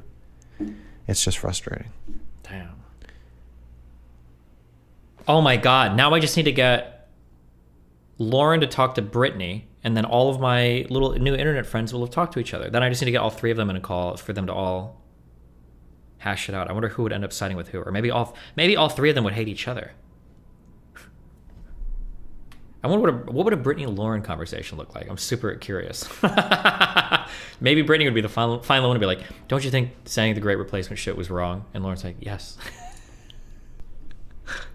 Most videos about me are not made by me. The videos that have the most views are not made by me. The video about me that has the most views is made by Moist Critical or Penguin Zero. There's a video with like 5 million views about him calling me a pedophile. And it's like, you can add up all the videos I've ever done and all the streams I've ever been on, including Destiny streams, and they still don't add up to 5 million views. So like, it's very frustrating to be dismissed by, other people.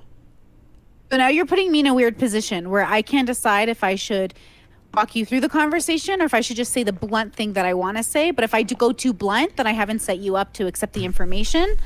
Or what do I do here? What would you like me to do? I don't care. Be blunt. Oof. Probably just be blunt. Yeah. So you're either lying to me then, or you're being naive, but you cannot know what I know about YouTube and how the world works and wonder why these things happen or be frustrated by them. No. You tend to conflate anger with confusion. No, I didn't even say anger. You're frustrated, which is not really anger. But you said I can't want you. You said this on a stream about me earlier. You're like, but he keeps wondering why this is. No, I understand why it's happening. Me being angry does not mean I'm confused. Okay, then. I'm very angry about. I don't get it. Explain it to me like I'm stupid, because you just explained it to me and it still doesn't make sense, because like they're YouTubers, they don't know you. You put out a thing about pedophilia and cuties. People's brains go, oh, I know what this is. It's a pedophile. And you're like, no, I'm more than that. But like you're saying what you said to me is what I'm going to say to you, which I don't mind being misconstrued or misunderstood, but you mind. Why do you mind? I think that's not true. I think you do mind. And I think that you repress your anger by the statement, human's gonna human. So anytime you start to get angry, you zoom out to this cosmic lens where you say, well, we're just evolved animals to blah, blah, blah, blah, blah. And I can see from an evolutionary perspective, if I were a scientist studying humans or an alien that landed here millions of years from now, and I was looking at the bones of myself and the people talking shit about me on YouTube, then I would be able to understand their evolutionary reasons for doing so. But totally. I'm just me. I'm just in this body with these feelings. And like, I think that's a very dishonest, disingenuous way to engage with your feelings. I think clearly it is annoying when people misconstrue you loudly to an audience of millions of people. And to say that the only way you can be angered by that is if you're also confused is annoying. I understand. But I don't think. I understand. I don't think you can say that. You can't. I can. I can say that I'm. You want. You can do whatever you want. I can. I'm okay with that. And so here's what I want to do. I want to say. Sure. I want to say yes. I make provocative content that is easily misunderstood, especially at first blush, especially by, people who aren't really paying attention. Like, I don't even think Moist Critical is dumb. I think he's a smart person. I just think he didn't really care. And then I can also say, despite making this provocative content that is easily misunderstood, or easily understood and still provocative, and even if you knew what I was saying about cuties, that I'm like, no, I really do think they're hot guys. Like that's also just going to make some people mad. That's fine. That making people mad can be part of what I'm doing, an inevitable part of what I'm doing, or even an intentional part to provoke an emotional response, and it can also still bother me. Yes, I agree with you there. Okay. I do think so. I'm just saying, to the degree in which it bothers you, I find that interesting, because I don't look, I've accepted when I came back to YouTube, I did try really hard to radically accept, because it was so hard in the beginning, not understanding why people were misunderstanding me or why my whole community was turning on me. And then I realized, like, oh my gosh, they literally they cannot not do that. Like, they cannot not hear you and think Mr. Girl might be a pedophile. And it's what their bubble has informed them. It's what tools they have to examine you with. So, the bubble. See, right? Uh-oh. Right. So if I'm if I'm attacking people's definition of pedophile, and I'm saying with pedophile, school shooter, all these topics, I'm saying you're a lot closer to the definition that you're using than you think. Of what? Of pedophile. With cuties, I'm saying it's not weird for me to look at these girls twerking and think like, they're kind of hot. That's a very normal human response. A lot of people are going to have that response. And I'm saying, I know you. I know you're going to have that response because, and I'm saying, like, I'm a pervert, but so are you. And so I know that that's going to provoke an emotional response in people. We need to get Brittany Venti debating Mr. Girl next. Is that when there's an additional layer of, like, that's such a challenging idea that I think maybe you're just joking. I just don't think you mean anything you're saying. You made a rap song that was a joke, so now I think everything you say is a joke. So now I'm not even going to engage with what you're saying.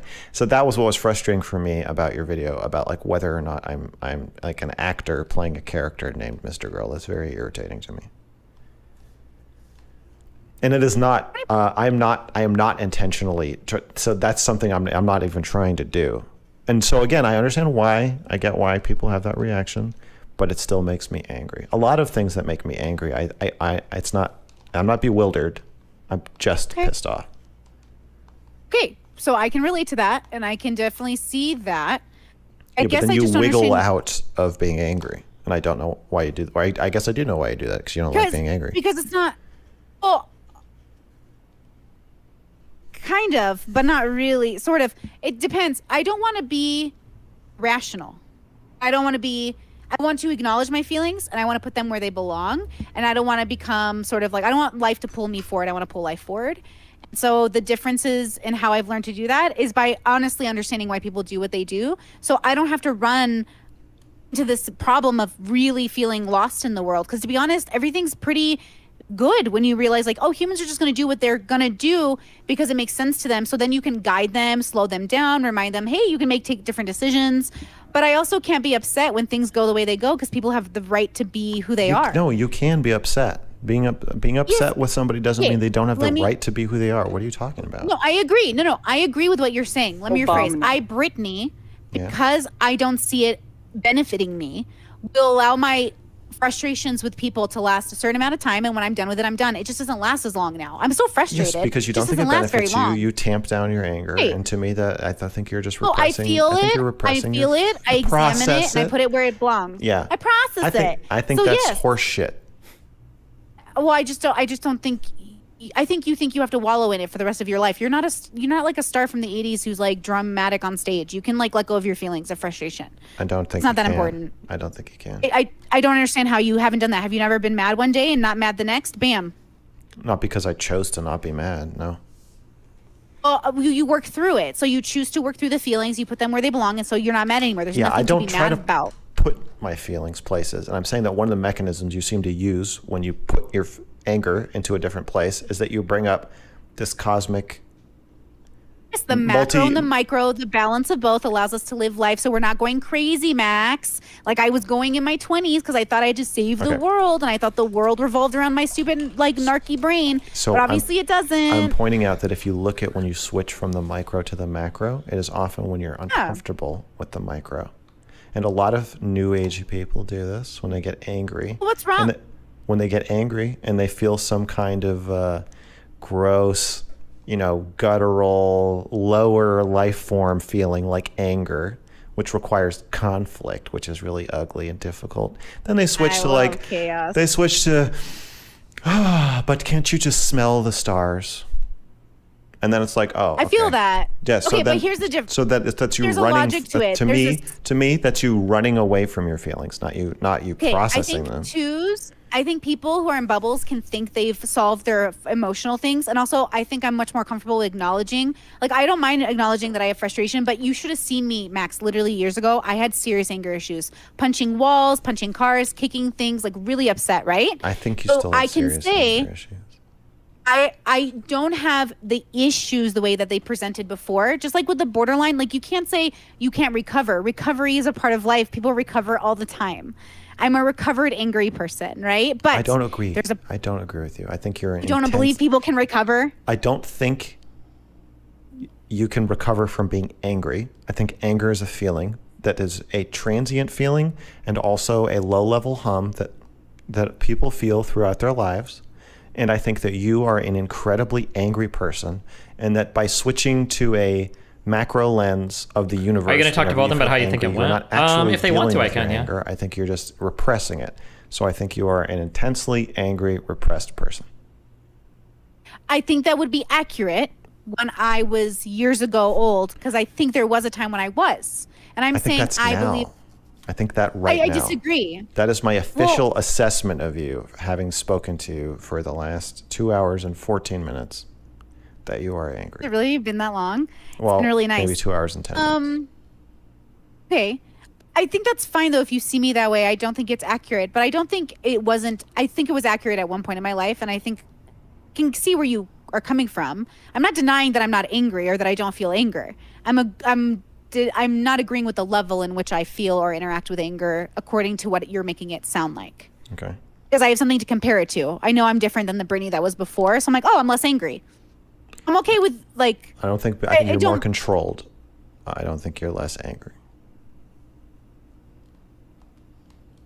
I think I'm less angry and I'm more controlled. Do you think MrGirl doesn't accept the benefits of like empty? No, so I don't think Brittany understands, because now MrGirl he's more like on his terms. So I'm pretty sure that if Brittany understood what was being said, I think she would agree.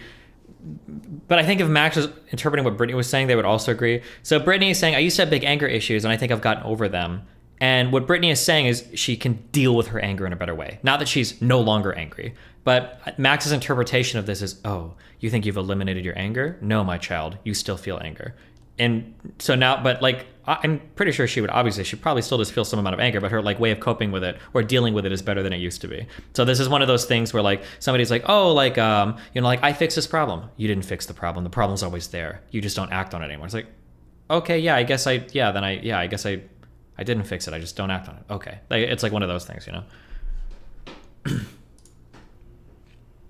Well, all the ways you describe for how to be less angry seem to involve like distracting yourself or choosing to not think about it. What about the radical acceptance part, right? That's a huge That's choosing part to not of it. think of that counts as choosing. That's just saying. Well, you don't. Because anger is a rejection of what's happening. Anger is when you're like, I don't like what's happening, and it makes me feel very aggressive and angry towards it. So if you radically accept it, you're saying, well, I can't change how I feel on my end of.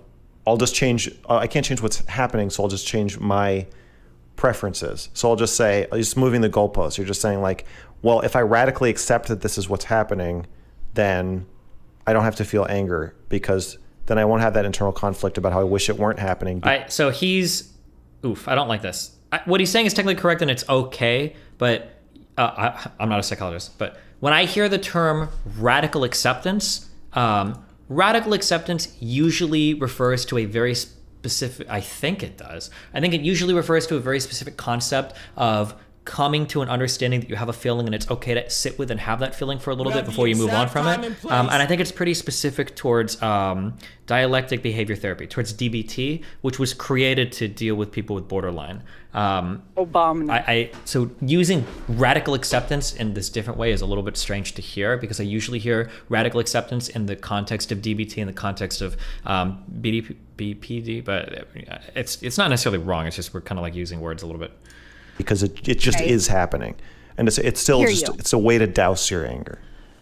For sure. I think to some extent it could look that way, but I'm saying this is my thought process now.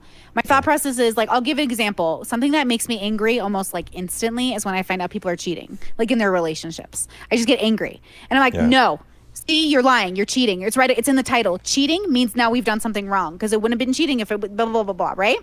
And then people come to me and they go, but Brittany, do you think, what should be done with cheaters? I'm like, well, nothing, honestly. Like, that's not my business because I'm angry that it's happening, but I'm not really, but I understand why people do it. I've met people who like their whole life operates. What should be done with cheaters? Because people always want a solution. If something's bad or if you're angry at something, people want a solution. And but isn't the implication always murder? It just feels like people are constantly asking you like who you think should be killed. Absolutely, that's what we're thinking. Who should we deny rights to? And I'm saying we shouldn't be thinking this way. I'm saying instead we should think, how can we give people the most freedom, the most ability within the structure of a community and see how it goes. But I don't think I think the world is defined the way it is because it's exactly what is happening. And then it will be better tomorrow and it'll be different the next day and it will always be what it's supposed to be. People are doing what people think they should be doing.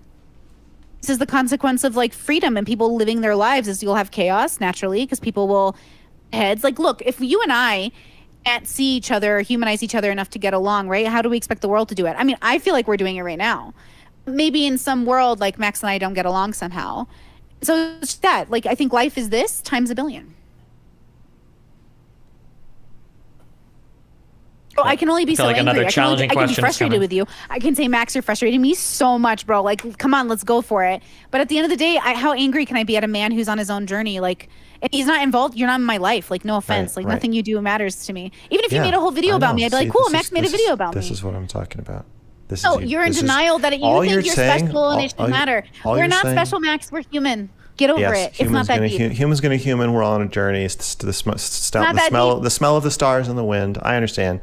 What you're saying is that you're angry at me. And for what though? What can I be angry with you over? Criticizing you. Oh, I don't mind. I think it's nice. Accurately criticizing you. From your perspective. Yeah.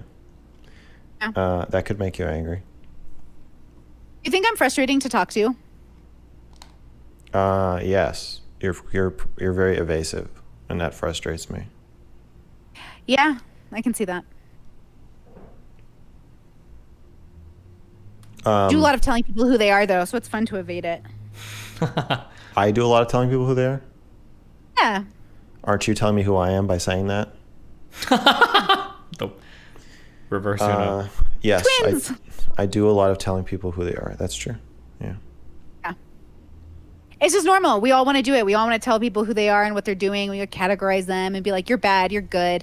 Isn't it fun? And then we do it forever and ever and ever and ever and ever, and our kids do it and their kids do it, and then we just keep doing it. Destiny's found an interesting cast of characters over the past 6 months. Yeah, I don't know what it is, but the people on YouTube are so much more interesting than the people on Twitch. Like, regardless of whether you like or don't like either of these people, they're both intensely interesting compared to how fucking boring, like, 95% of, like, Twitch garbage bullshit is, like, if we're being honest. You think animals are a burden? Like pets? Sometimes. Can be. Like cats? I have a cat, and if she's a burden, she's my favorite one. She is sometimes, I guess, but not really. Like, my mom recently found out I spent a pretty good amount of money on her, and my mom was like, oh my gosh, Betsy, please get rid of your cat. And I know when she says that, she doesn't mean it because she loves my cat, but, like, I know what she's trying to say. She's trying to say, I can't believe you're taking on this burden for a cat, and I'm saying she's worth it. I love her. She is literally, like, so much to me. Honestly, I'm kind of sad she's not here right now, but she's sleeping right there, and I refuse to interrupt her. Yeah, I love my cat. Do you love your cat? You seem to. Yeah.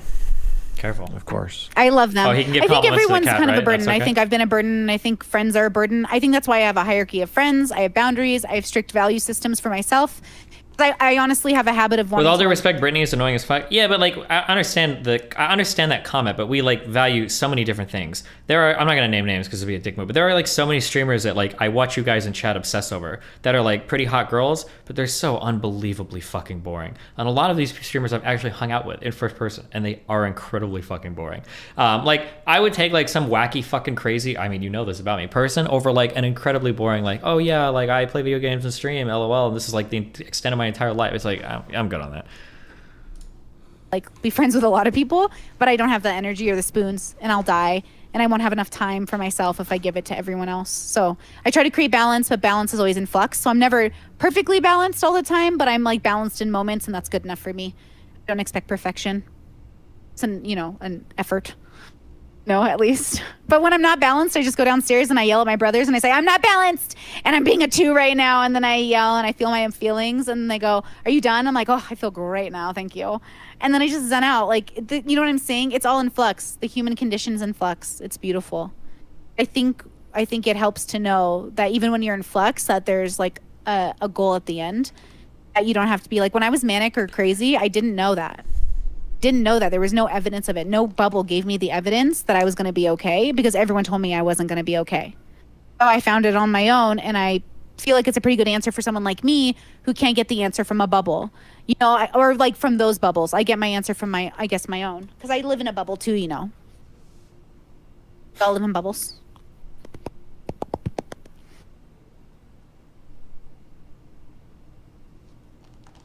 Like, okay, you've gone on a really adventurous life. Got naked online. I've gotten naked online. Like, I did mine, see if I felt safe being naked and vulnerable. Why'd you do yours?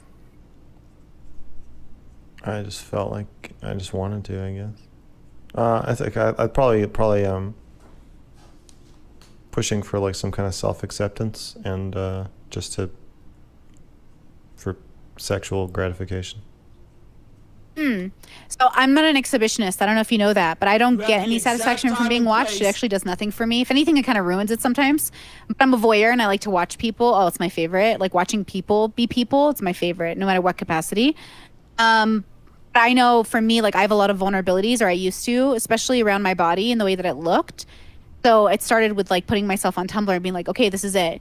Then eventually, recently, like showing everything, even though I've been public and nude tons of times in public, it's not the same as the internet. The internet feels so much more real for some reason than in real life. It gets so strange to realize that, but that was a really cool experience to realize like I almost took the internet more serious than my real life. It's kind of weird. Have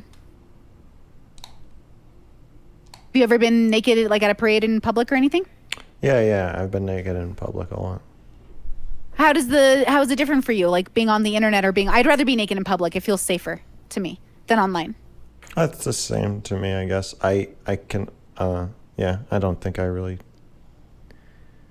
feel that much of a difference. I used to model for art classes, so I've been naked in front of people like hundreds of times.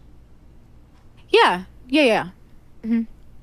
I guess the difference for me is like when I'm in public and naked, other people are naked too, so it feels a lot like a group effort. And then when I'm naked alone, I just feel like everyone's watching me naked, and I'm like, oh, that's funny. It's like safe in the literal sense, right? I'm not a sex worker on the street. I'm a sex worker in my house. That's like safe. It's like logically safe, but it feels more vulnerable at the same time. I went to this model party, and this like 50-year-old woman laid across my lap for like a group picture. People were drawing us. Okay. Yeah. And models are very intent on saying that modeling isn't sexual, but it is.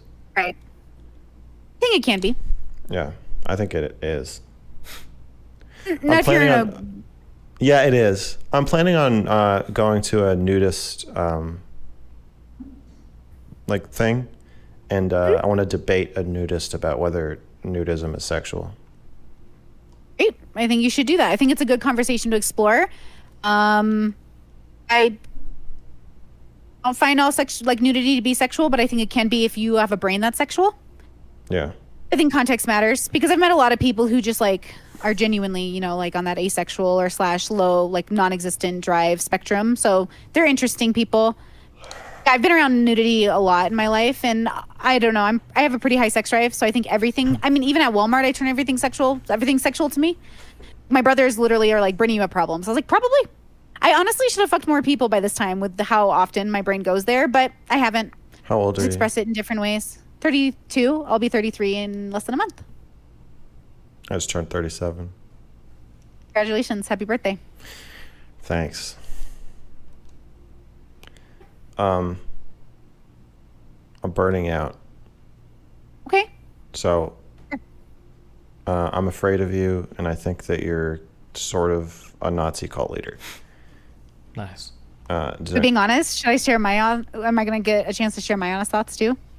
Every breath you take is a chance to share your honest thoughts. Okay, go ahead. Summarize how you feel about me. I do like you, and I think you have good intentions, but I think that there's like a blind spot around anger and around power, and I am concerned about what you're doing, but not that concerned about it, but kind of. I find it unnerving. I find the sexual advances / interjections a bit rapey and unnerving. Jeez. Power plays. And I think you're hiding from your anger. And I think you're pretty hard on yourself. In fact, that ranting about true. I think that ranting about the ones comes from you being very hard on yourself. So I feel like if you had more kind of empathy or even sympathy for yourself, then maybe you wouldn't have the ones killing themselves. Feel like we need to exterminate the scum of society. Again, for the record, do not want to exterminate anybody. Yeah. Very important. Okay. Sure. Anything else? No. Okay. I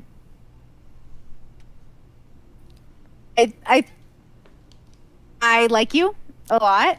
I like your work. I think that video, Chasing Women, like that one was really good. It was really powerful. You said a lot of inside thoughts outside.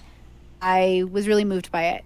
I really like this conversation, and I kind of hope this means we get to talk more, or at least in another capacity. Yeah, I think we should stay in touch, of course. Yeah, that would be nice. I don't have anything to say this moment, but I think I'm hopeful for the future. Nice. Well, that's good to hear. So am I. Good. I am glad. I mean, what do we do hey, now? and it's just a phase. When I was 32, I wanted to kill all the homeless people too. You know? Okay, good. I'm glad I can look forward to something else, a different version of myself. Yeah. Yeah. Yeah, well, let's just stay in touch, and we'll talk privately, but if we see any juicy panels or anything. I'm not much of a group participant. I'm not really a group player. I'm not really a team player. So. No? I got out of it for a while, but I'm trying to, I don't know, I'm starting to get back into it. I think I'm going to do another one soon. It's great. Yeah, I want to talk to you, me, and Steven. I think that would be, and maybe even Melina, or like a group would be fun. Yeah, that would be interesting. I think it'd be better if we were all in person. That'd be even more fire. Like something about our energies mixing together would be perfect. But I really liked this. I thought we did well together, actually. I was a little nervous, but also excited, and I think it was really nice. Different than I imagined it would go, too. So that was pretty exciting. I didn't scream at you. No, I think you did that on purpose. No. You didn't do the thing that makes me scream at people. What's that? Every time I said I disagree with your opinion of yourself, you acknowledged what I said, and then you said, I just disagree with you. The thing that makes me scream at people is not when people won't agree with my definition of them. That would be insane. The thing that makes me scream at people is when people pretend I didn't say it. Oh. Or pretend I said something I didn't say, or pretend that I could choose to agree with their definition. I think it's mostly when people are asking me to change what I think of them to match what they think of themselves, which is what they think I'm doing. But if somebody's just like, yeah, okay, I see you think that about me. I think you're completely wrong. That's not triggering to me. Yeah, I tell Steven I'm kind of boring that way. I don't tend to. I like that. I don't want to be that. That's why I don't want to do panels. I don't want to be I just want to have a conversation. So like, Yeah. kind of glad it went that way, I guess. So I'm happy for the connection. I'm very selfish. Like, this was good for me. I feel pretty good. Was this good for you as it was for me? Yeah. I won't know until after. Okay, cool. I like that. Well, DM me. I am absolutely, my DMs are open for you. Mine are open for you too. Makes me happy. I'm going to stay on stream for a little while and talk to my viewers. So right. I guess we can just hang up on each other. Okay. Sounds good. Okay. Good talk. Bye, Max. Bye, Brittany. What a journey. Jeez. Oh, why is Chud messaging me? Hold on. Brittany, why did she send me pictures of Boo? Nice.